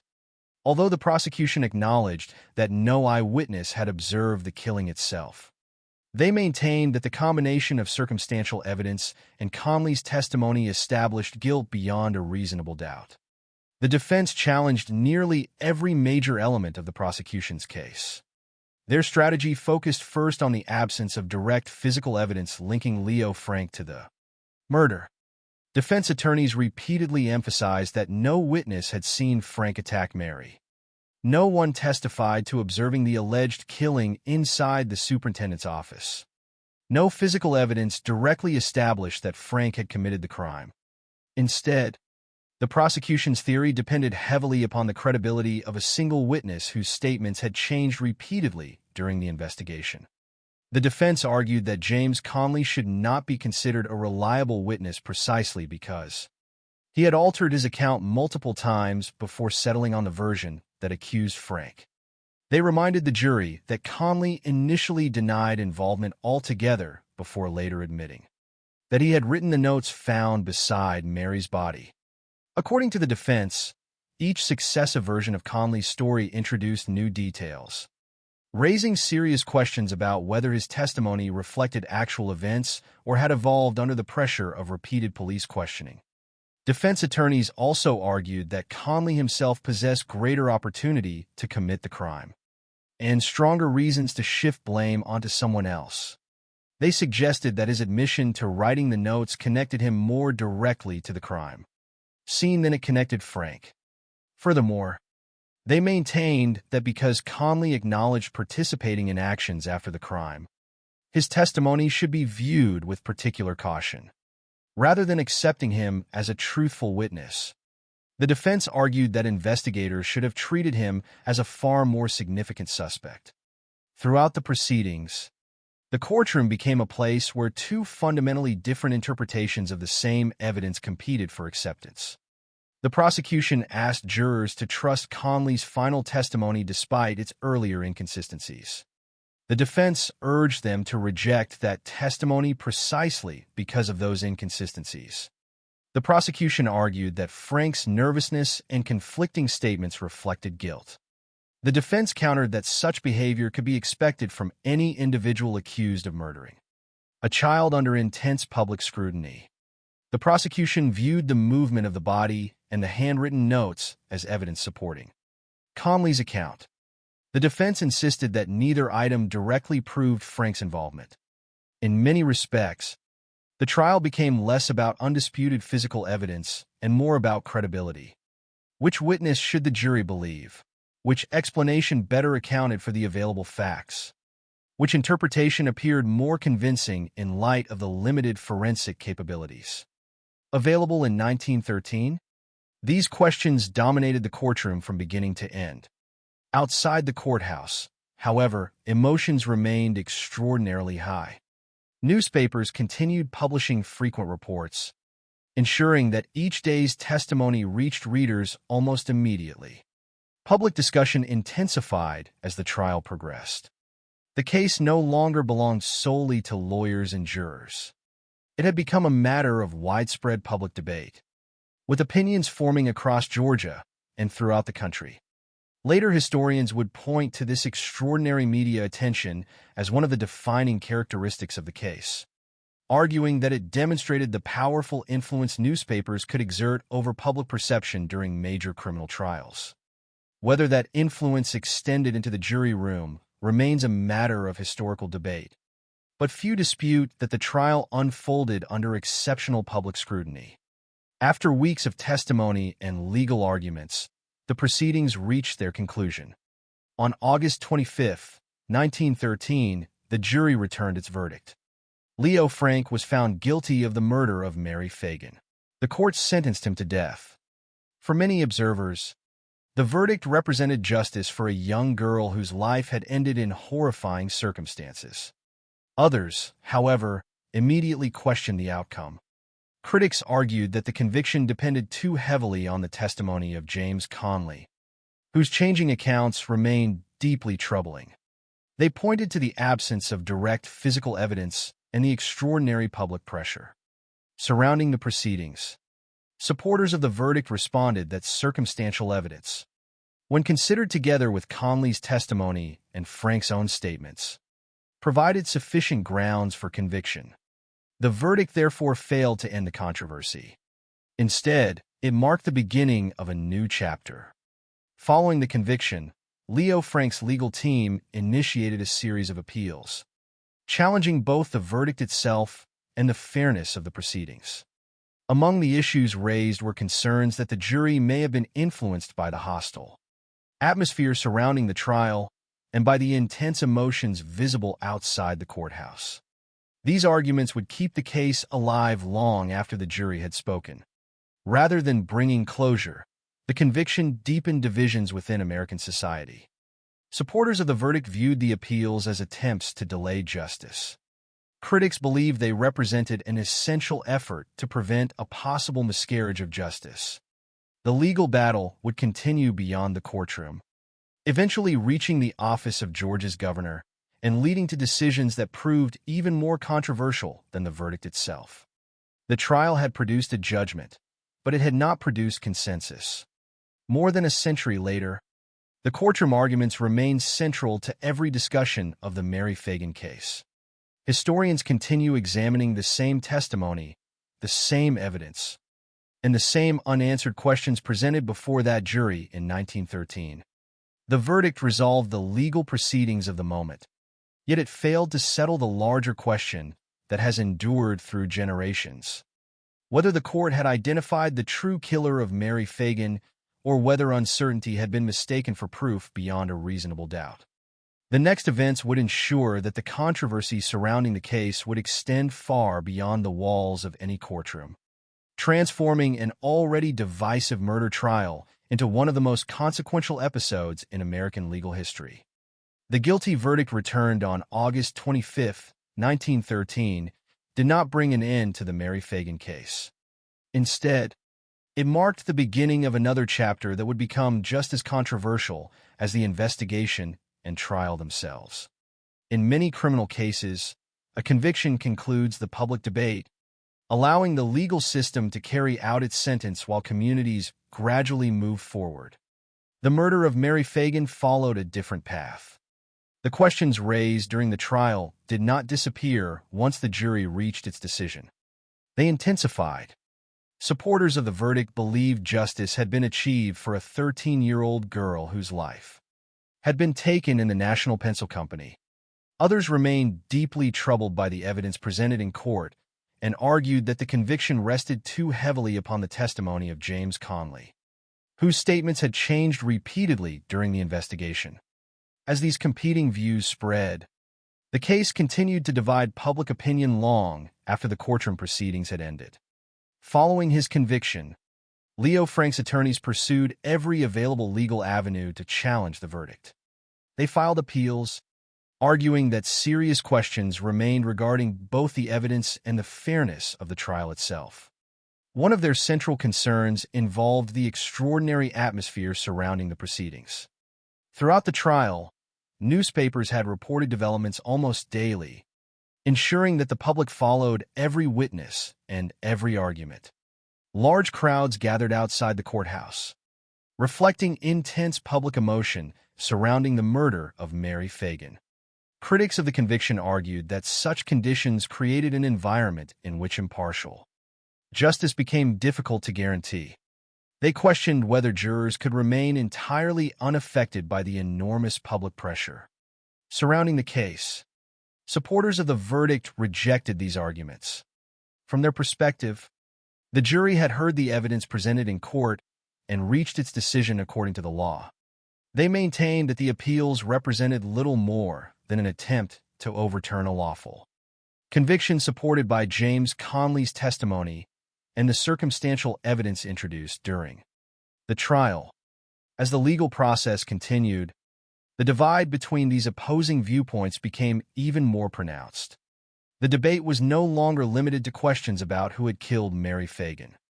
It increasingly focused on broader issues concerning the criminal justice system itself, including the reliability of witness testimony, the influence of public opinion, and the standards required before imposing the ultimate punishment. Despite the continued legal challenges, Leo Frank remained under a sentence of death. Yet the appeals ensured that his execution would not take place immediately. The case remained active, attracting continued attention from both supporters and critics of the conviction. Every new development received careful scrutiny. For some observers, the prolonged legal battle demonstrated the justice system's willingness to reconsider difficult cases. For others, it represented an unnecessary delay in carrying out a sentence imposed by a jury.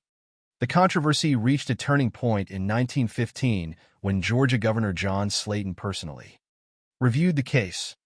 As governor, Slayton possessed the authority to examine the record and determine whether clemency should be granted. His review focused not on declaring Leo Frank innocent, but on assessing whether the evidence justified carrying out the death penalty. After examining the available material, Slayton reached a conclusion that would dramatically alter the course of the case. He determined that the evidence did not provide sufficient certainty to justify execution. Based on that assessment, he commuted Frank's sentence from death to life imprisonment. The governor's decision did not overturn the conviction. Leo Frank remained legally guilty of Mary Fagan's murder. However, the punishment changed from execution to imprisonment for the remainder of his life. Slayton's action reflected his belief that the evidence supporting the death sentence was not strong enough to warrant an irreversible punishment. His decision immediately provoked intense public reaction. For many people who believed Frank had murdered Mary Fagan, the commutation represented a profound injustice. They viewed the governor's action as an unwarranted interference with the jury's verdict and a betrayal of the victim's memory. Public anger intensified rapidly. Emotions that had remained high throughout the investigation and trial now reached an even greater level. The controversy surrounding the case expanded beyond legal arguments and entered an increasingly dangerous stage. The decision to spare Frank's life did not calm public opinion. Instead, it inflamed existing divisions.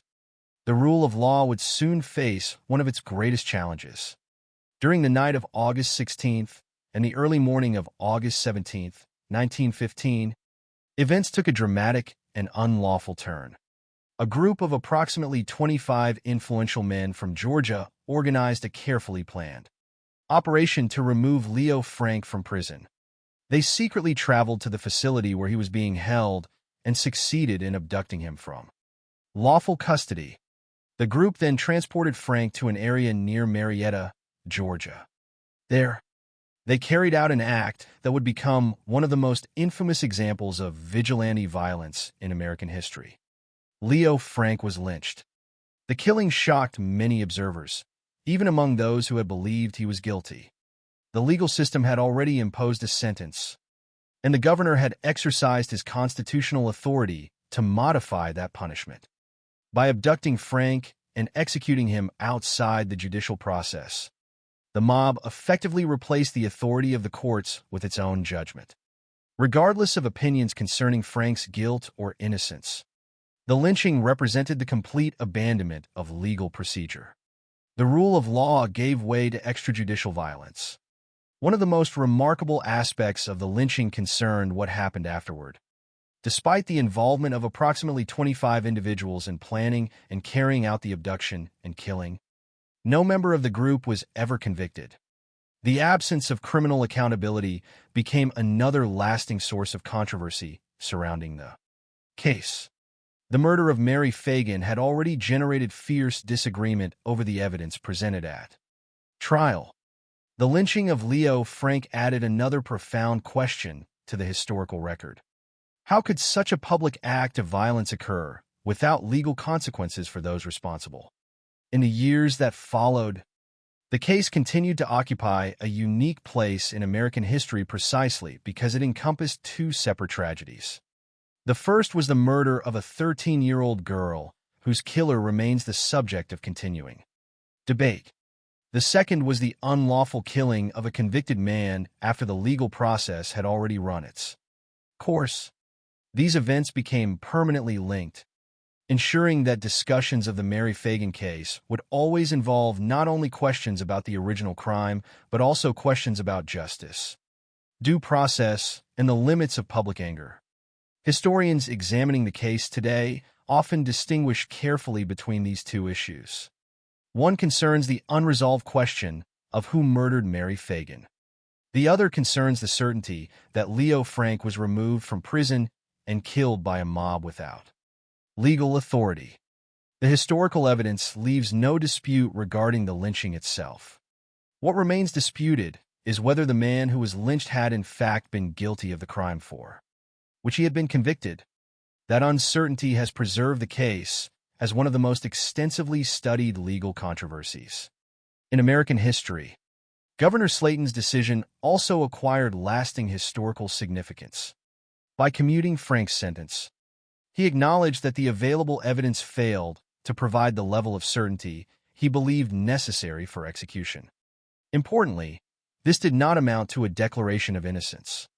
Rather, it reflected caution regarding the irreversible nature of capital punishment when serious doubts remained. The distinction between those two positions is essential to understanding why the controversy has endured. Slaton did not resolve the debate over Frank's guilt. Instead, he ensured that the debate would continue for generations by preventing an execution that could have been interpreted as final confirmation of the verdict. The lynching, however, interrupted even that possibility. It removed the opportunity for any further legal proceedings involving Frank himself and transformed the case into a lasting symbol of the dangers posed when public outrage overwhelms judicial institutions. More than a century later, the image of Leo Frank's lynching remains inseparable from discussions of the Mary Fagan case. It serves as a reminder that criminal trials do not exist in isolation from the societies in which they occur. Public opinion, political pressure, media attention, and social tensions can all influence how justice is perceived, even when courts attempt to follow established legal procedures. Yet amid every discussion of Leo Frank, Governor Slaton, James Conley, and the extraordinary events that followed the trial, one fact should never be forgotten. The entire controversy began because a 13-year-old factory worker entered the National Pencil Company on April 26, 1913, expecting nothing more than to collect a week's wages. Mary Fagan never returned home. Her death set in motion an investigation that divided a nation, a trial that remains debated by historians, and a lynching that exposed the fragility of the rule of law when confronted by overwhelming public emotion. By 1915, 2 lives had been lost, one through murder and another through mob violence. Yet the central question that had sparked the entire chain of events still lacked a universally accepted answer. The identity of Mary Fagan's killer remained uncertain, ensuring that the case would survive not simply as a historical crime, but as one of the most enduring legal and moral controversies in the history of the United States. The deaths of Mary Fagan and Leo Frank did not close the story that had begun inside the National Pencil Company in April 1913. Instead, the passage of time transformed the case into something larger than a single criminal investigation. More than a century later, historians, legal scholars, journalists, and true crime researchers continue to examine the evidence, not because new definitive proof has emerged, but because the original questions were never fully resolved. Unlike many famous murder cases in which later forensic advances identify the perpetrator or previously hidden evidence finally provide certainty, the Mary Fagan case remains defined by ambiguity. The available historical record continues to support sharply different interpretations, and those competing interpretations have ensured that the case occupies a unique place in American legal history. At the center of every modern discussion lies a simple but extraordinarily difficult question. Who killed Mary Fagan? During the trial, prosecutors argued that Leo Frank was responsible. Their case depended primarily upon James Conley's testimony, together with circumstantial evidence that they believed supported his account. The jury accepted that argument, and Frank was convicted. Yet conviction in a courtroom does not always eliminate historical debate. Over the decades, scholars reviewing the case have returned repeatedly to the same evidence examined in 1913, asking whether it justified the certainty required for a murder conviction carrying the death penalty. One group continues to argue that the verdict reached by the jury was correct. From this perspective, James Conley's testimony remains the most significant piece of evidence.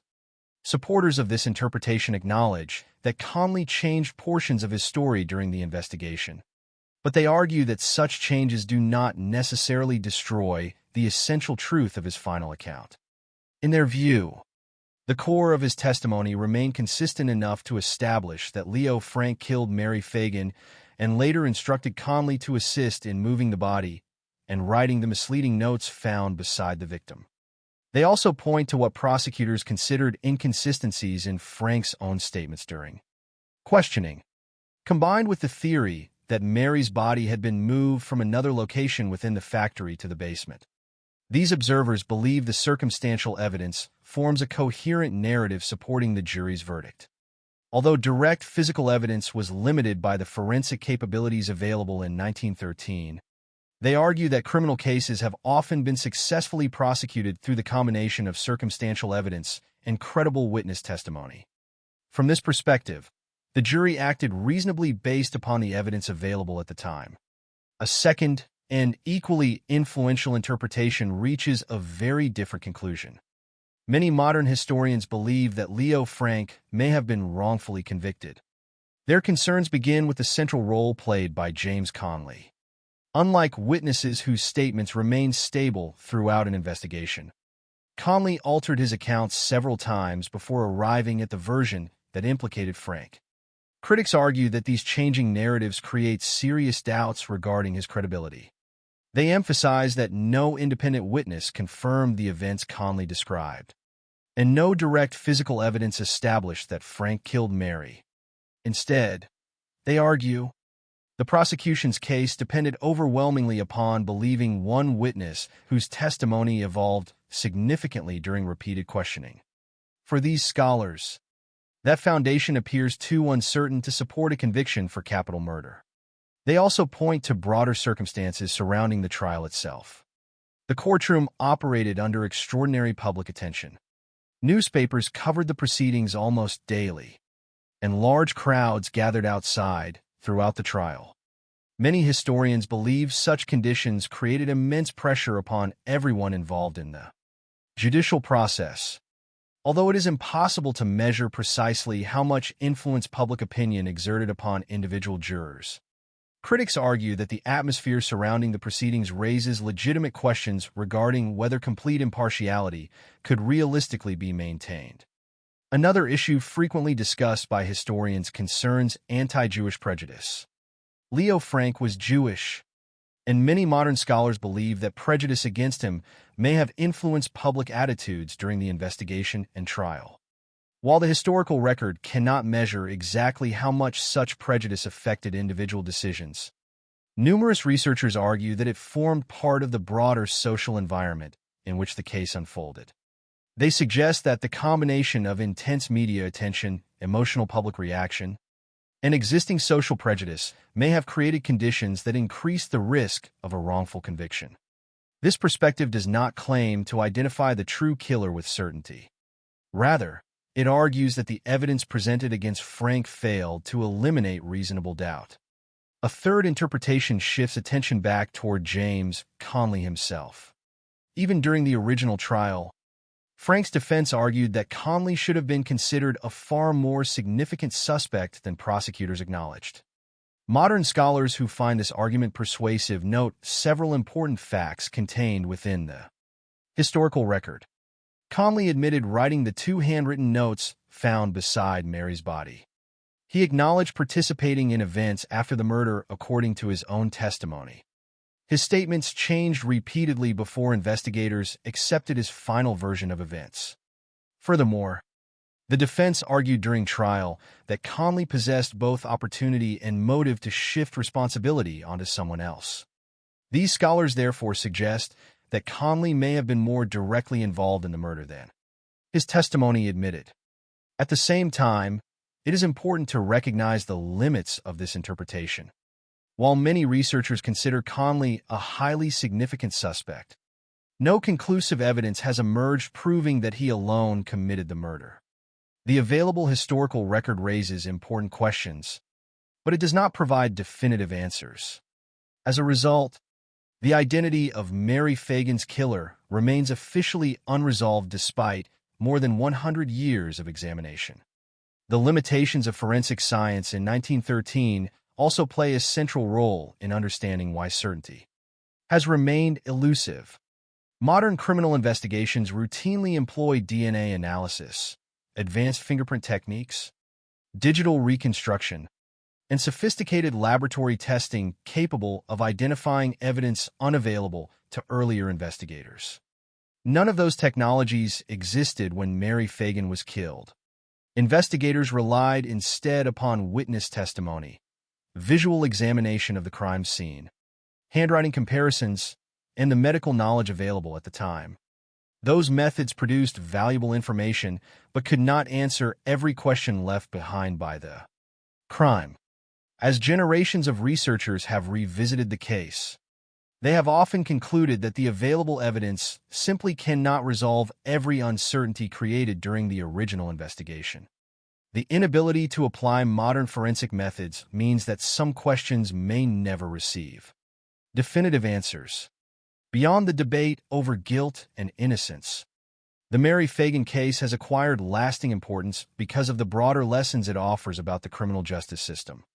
It demonstrates the enormous influence that newspapers can exert over public understanding of a criminal investigation. Throughout the trial, extensive reporting ensured that nearly every development reached a wide audience. The case illustrates how media attention can shape public opinion long before a verdict is delivered, creating challenges for courts attempting to preserve impartiality. The case also highlights the dangers associated with relying heavily upon the testimony of a single witness, particularly when that witness has changed important aspects of the story over time. Legal scholars frequently examine the prosecution's dependence on James Conley's testimony as an example of the complexities surrounding witness credibility. Determining whether inconsistencies reflect deception, confusion, fear, or imperfect memory remains one of the most difficult tasks facing investigators and juries in every era. Finally, the events following Leo Frank's conviction demonstrate the consequences that can arise when legal institutions lose public confidence. Governor John Slayton commuted Frank's sentence because he believed the evidence did not justify execution. Whether one agrees or disagrees with that decision, the subsequent lynching illustrated the catastrophic results that occur when individuals reject judicial authority and substitute mob violence for lawful process. No matter where historians stand on Frank's guilt, there is broad recognition that his abduction and killing represented a profound failure of the rule of law. Today, the murder of Mary Fagan continues to occupy a singular place in American history because it refuses to fit comfortably into simple categories. It is neither a solved case nor a completely unsolved mystery. A man was convicted, yet many historians question the reliability of that conviction. Another individual emerged as a deeply controversial witness whose role remains debated to this day. A governor intervened because he doubted the certainty required for execution, only for a mob to impose its own judgment outside the legal system. Few criminal cases combine so many unresolved legal, historical, and moral questions within a single narrative. More than a century has passed since Mary Fagan entered the National Pencil Company expecting only to collect her wages. The factory no longer represents merely the location of a terrible crime. It has become a symbol of the uncertainties that can haunt even the most famous criminal. Investigations.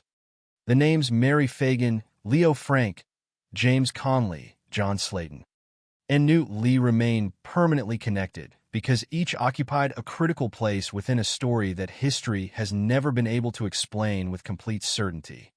That enduring uncertainty is precisely why the case continues to be studied, discussed, and remembered, not because every question has been answered, but because the most important question of all still has no universally accepted answer. More than 100 years after Mary Fagan walked into the National Pencil Company to collect her wages, the case surrounding her death remains one of the most debated criminal controversies in American history. Time has not brought complete resolution.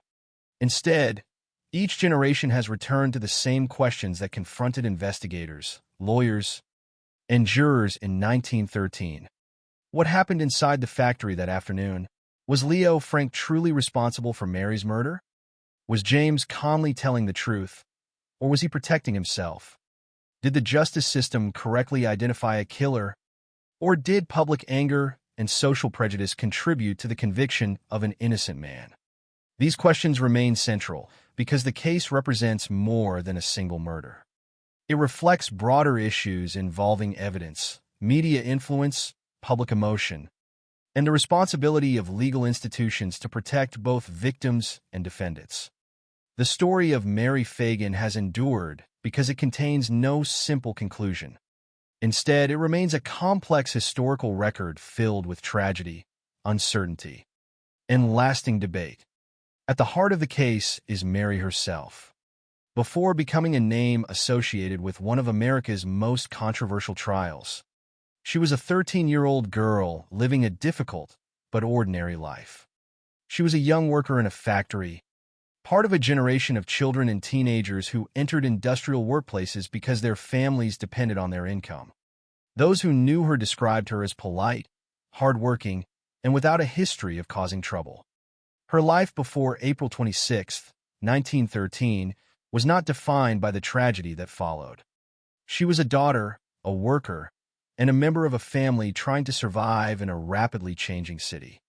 Remembering this human reality is essential because the decades of debate surrounding the case have sometimes focused so heavily on the accused and the legal controversy that the victim herself risks becoming secondary. Yet every discussion of the case begins with the same fact. A young girl entered the National Pencil Company and never returned home. The investigation that followed revealed the difficulties faced by early 20th century law enforcement. Without modern forensic technology, investigators depended heavily on interviews, physical observations, and the interpretation of limited evidence.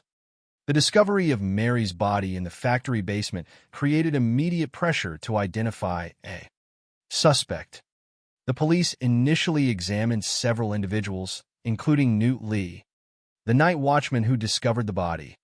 Later, attention shifted toward Leo Frank, the factory superintendent and the last confirmed person known to have seen Mary alive. The investigation eventually centered around James Conley and his testimony. Looking back, many historians identify this transition as one of the most important turning points in the case.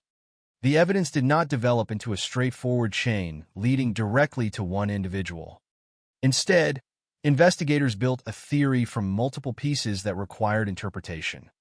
The handwritten notes found beside Mary's body, the location of the victim, the movements of people inside the factory, and the statements of witnesses all became parts of a larger argument about what had happened. The trial demonstrated the power and danger of circumstantial evidence. Circumstantial evidence can be extremely important in criminal investigations. Many crimes occur without eyewitnesses, and investigators must often reconstruct events from available clues. However, circumstantial evidence requires interpretation. Different people may examine the same facts and reach different conclusions depending on how they evaluate credibility, probability, and uncertainty. This was exactly what happened in the Mary Fagan case. Prosecutors viewed the evidence as a connected sequence pointing toward Leo Frank. Defense attorneys viewed the same evidence as incomplete and unreliable, particularly because of James Conley's changing statements. More than a century later, historians continue to debate these same questions because the underlying conflict has never disappeared. The role of the media also became one of the defining elements of the case. Newspapers played a powerful role in shaping public understanding of the investigation and trial. Reports published throughout the proceedings brought the details of the case into homes across Georgia and beyond. The Atlanta Constitution and other newspapers ensured that the public followed developments closely. This intense coverage contributed to the extraordinary attention surrounding the trial.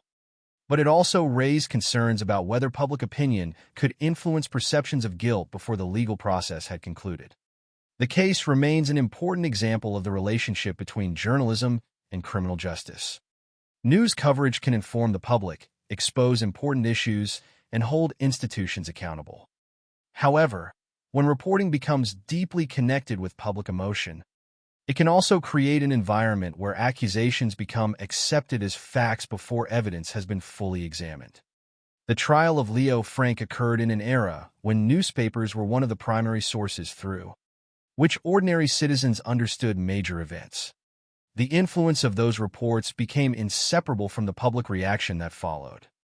Another lasting legacy of the case involves questions about fairness and equal treatment under the law.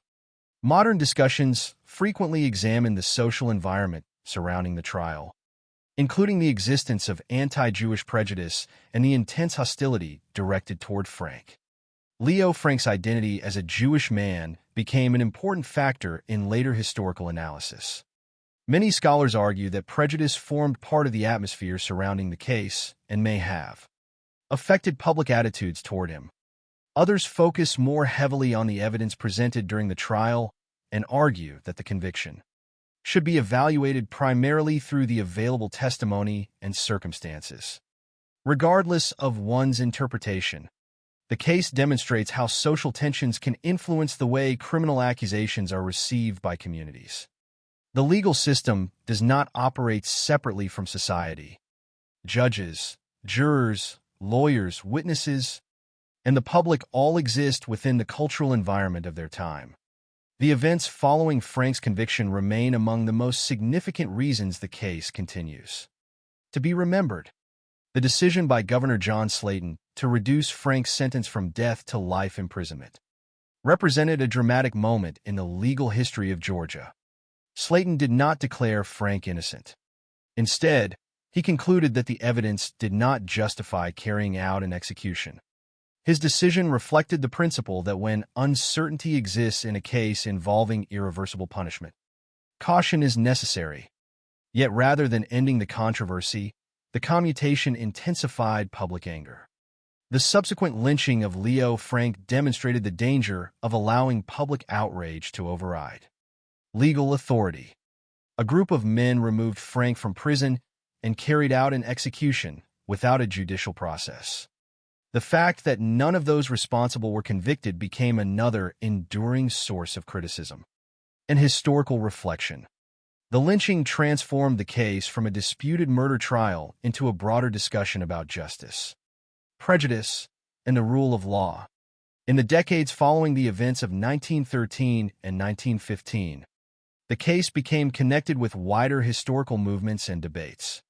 It contributed to discussions about wrongful convictions, the treatment of minorities within the justice system, and the need for careful evaluation of evidence before imposing severe punishment.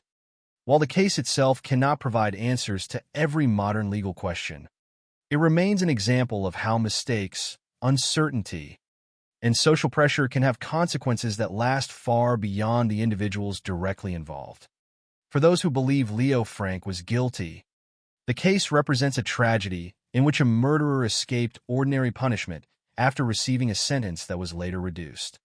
For those who believe Frank was innocent, it represents one of America's most serious examples of a possible wrongful conviction followed by an unlawful killing. Between these positions lies the uncomfortable reality that historical certainty has remained out of reach. The evidence has been examined repeatedly, yet no universally accepted conclusion has emerged. That absence of agreement is not a sign that the case lacks importance.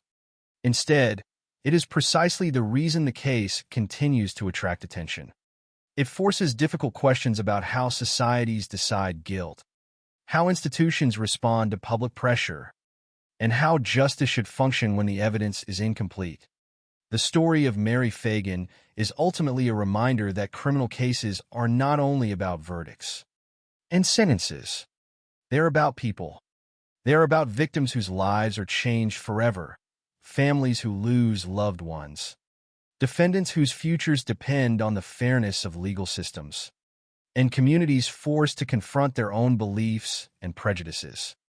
More than a century later, the National Pencil Company case remains a powerful example of why careful investigation, reliable evidence, and respect for the rule of law are essential. Mary Fagan's death created a chain of events that changed the lives of many people and left a permanent mark on American history. The mystery surrounding her murder remains unresolved in the eyes of many historians. But the lessons drawn from the case continue to influence discussions of justice today. The final chapter of the story is not a simple answer about guilt or innocence. Instead, it is an enduring reminder that the pursuit of justice requires more than certainty. It requires fairness, patience, and the willingness to question even the conclusions that appear most settled. More than a century has passed since the events inside the National Pencil Company changed the course of countless lives. Yet the central mystery remains exactly where it began, with a 13-year-old girl who entered a factory in Atlanta and never came home. The murder of Mary Fagan continues to stand as one of the most debated criminal cases in American history, not because it produced a clear and universally accepted answer, but because it exposed the complicated relationship between evidence, justice, public emotion, and human uncertainty. The case began as an investigation into the death of a young factory worker. It became a trial watched by the nation. It became a political controversy. It became a symbol of the dangers of mob violence. And finally, it became a historical question that continues to challenge anyone who attempts to determine exactly what happened inside the National Pencil Company on April 26, 1913. The passage of time has changed many things, but it has not changed the fundamental conflict surrounding the case. One side continues to believe that Leo Frank was responsible for Mary's murder. Another believes that he was wrongly convicted. Some believe James Conley played a far greater role than the prosecution acknowledged. Yet, after generations of examination, no explanation has achieved complete acceptance. The uncertainty surrounding the identity of Mary Fagan's killer remains the defining feature of the case. To understand why this mystery has endured, it is necessary to return to the beginning. Mary Fagan was only 13 years old when she entered the National Pencil Company to collect her wages. Like many young workers of the era, she spent her days in a factory environment where children and teenagers often worked long hours for low pay. She was described by those who knew her as polite, responsible, and hardworking. Her reason for visiting the factory that day was ordinary. She was not seeking adventure or involved in any unusual situation. She was simply retrieving money she had earned through her labor. That ordinary purpose makes the events that followed even more tragic. A routine visit became the final known moment of her life. The discovery of her body in the factory basement transformed a local tragedy into a major criminal investigation. Investigators faced a difficult task from the beginning. They had a victim, but they lacked a clear explanation of how the crime occurred. There was no eyewitness who had seen the murder. There was no direct physical evidence that immediately identified a killer. Instead, investigators had to reconstruct events using incomplete information. They examined the condition of Mary's body, the location where she was found, the handwritten notes discovered nearby, and the statements of people connected to the factory. Each piece of evidence offered possibilities, but none provided a simple answer. The investigation eventually focused on Leo Frank, the superintendent of the factory. Frank was the last confirmed person known to have seen Mary alive. His position within the company gave him authority over the workers, and investigators believed that his statements contained inconsistencies that required explanation. His behavior during questioning also attracted attention. Some investigators interpreted his nervousness as suspicious. However, later critics argued that emotional reactions during such intense questioning cannot reliably prove guilt. A person accused of involvement in a child's murder might reasonably experience fear, confusion, and distress regardless of whether they were innocent or guilty. The investigation became even more complicated with the emergence of James Conley. His role remains one of the most controversial aspects of the entire case. Conley admitted writing the 2 notes found beside Mary's body, but his explanation of how and why those notes were created changed during the investigation. Eventually, he accused Leo Frank of murdering Mary and claimed that Frank ordered him to help move the body and create the misleading notes. The prosecution considered this testimony the foundation of its case. The defense considered it the greatest weakness. The disagreement over Conley represents the larger conflict that defines the entire case. Was he a witness revealing the truth? Or was he an individual attempting to protect himself by placing blame elsewhere? The answer remains disputed. The trial of Leo Frank reflected the intense emotions surrounding the murder. The courtroom was crowded, newspapers followed every development, and public attention reached extraordinary levels. The prosecution presented its theory that Frank killed Mary inside his office and later attempted to conceal the crime. The defense argued that the evidence was insufficient and that Conley's changing statements made him unreliable. They emphasized that no one had seen Frank commit the murder and that no direct physical evidence connected him to the crime. After weeks of testimony, the jury found Leo Frank guilty. He received a death sentence. For many people at the time, the verdict represented justice. For others, it represented a disturbing example of a conviction reached under enormous public pressure. The legal battle continued after the trial. Frank's attorneys challenged the conviction, and the controversy eventually reached Governor John Slayton. After reviewing the case, Slayton decided that the evidence did not justify execution and reduced Frank's sentence to life imprisonment. This decision remains one of the most important moments in the history of the case. It demonstrated that even after a conviction, questions about certainty and fairness remained. Slayton did not declare Frank innocent, but he recognized that the punishment of death required a level of confidence he did not believe existed. The reaction to this decision revealed the depth of public division surrounding the case. Those who believed Frank was guilty saw the commutation as an unacceptable rejection of the jury's decision. Anger spread throughout Georgia, and that anger eventually led to one of the darkest moments in the entire story. A group of men abducted Leo Frank from prison and carried out a lynching near Marietta. They acted outside the authority of the courts, replacing legal procedure with their own judgment. No member of the group was convicted. This event ensured that the case would forever involve not only questions about a murder investigation, but also questions about the failure of the legal system to prevent and punish mob violence. The lynching created a second tragedy connected to the original crime. Mary Fagan lost her life inside the National Pencil Company. Leo Frank lost his life after being removed from the legal system that had convicted him. The 2 deaths became permanently linked in American memory, representing 2 different failures: the failure to protect a child from murder and the failure to uphold the rule of law afterward. As historians continue to study the case, they often return to the same evidence and the same unresolved questions.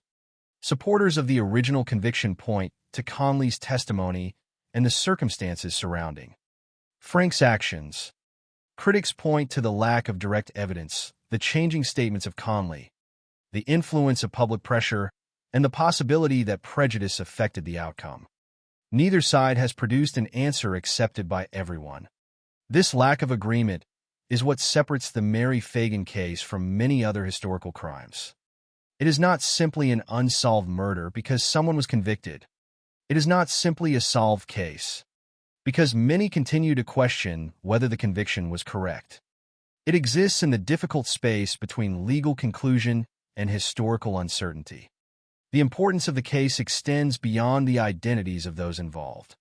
It serves as a reminder of the responsibility placed upon investigators, courts, journalists, and society itself. Evidence must be examined carefully. Witness testimony must be evaluated honestly. Public anger must not replace legal judgment. And the rights of both victims and defendants must be considered if justice is to have meaning. The case demonstrates that a conviction alone does not always end questions about truth. A legal decision and historical certainty are not always the same thing. Today, Mary Fagan's name remains connected to a story of tragedy and controversy. She remains the young girl whose death began a chain of events that changed American legal history. Leo Frank remains one of the most debated figures in American criminal history, remembered by some as a convicted murderer and by others as a victim of a wrongful conviction. James Conley remains a figure whose testimony shaped the outcome of the case while continuing to raise questions about credibility and responsibility. More than 100 years later, the mystery remains.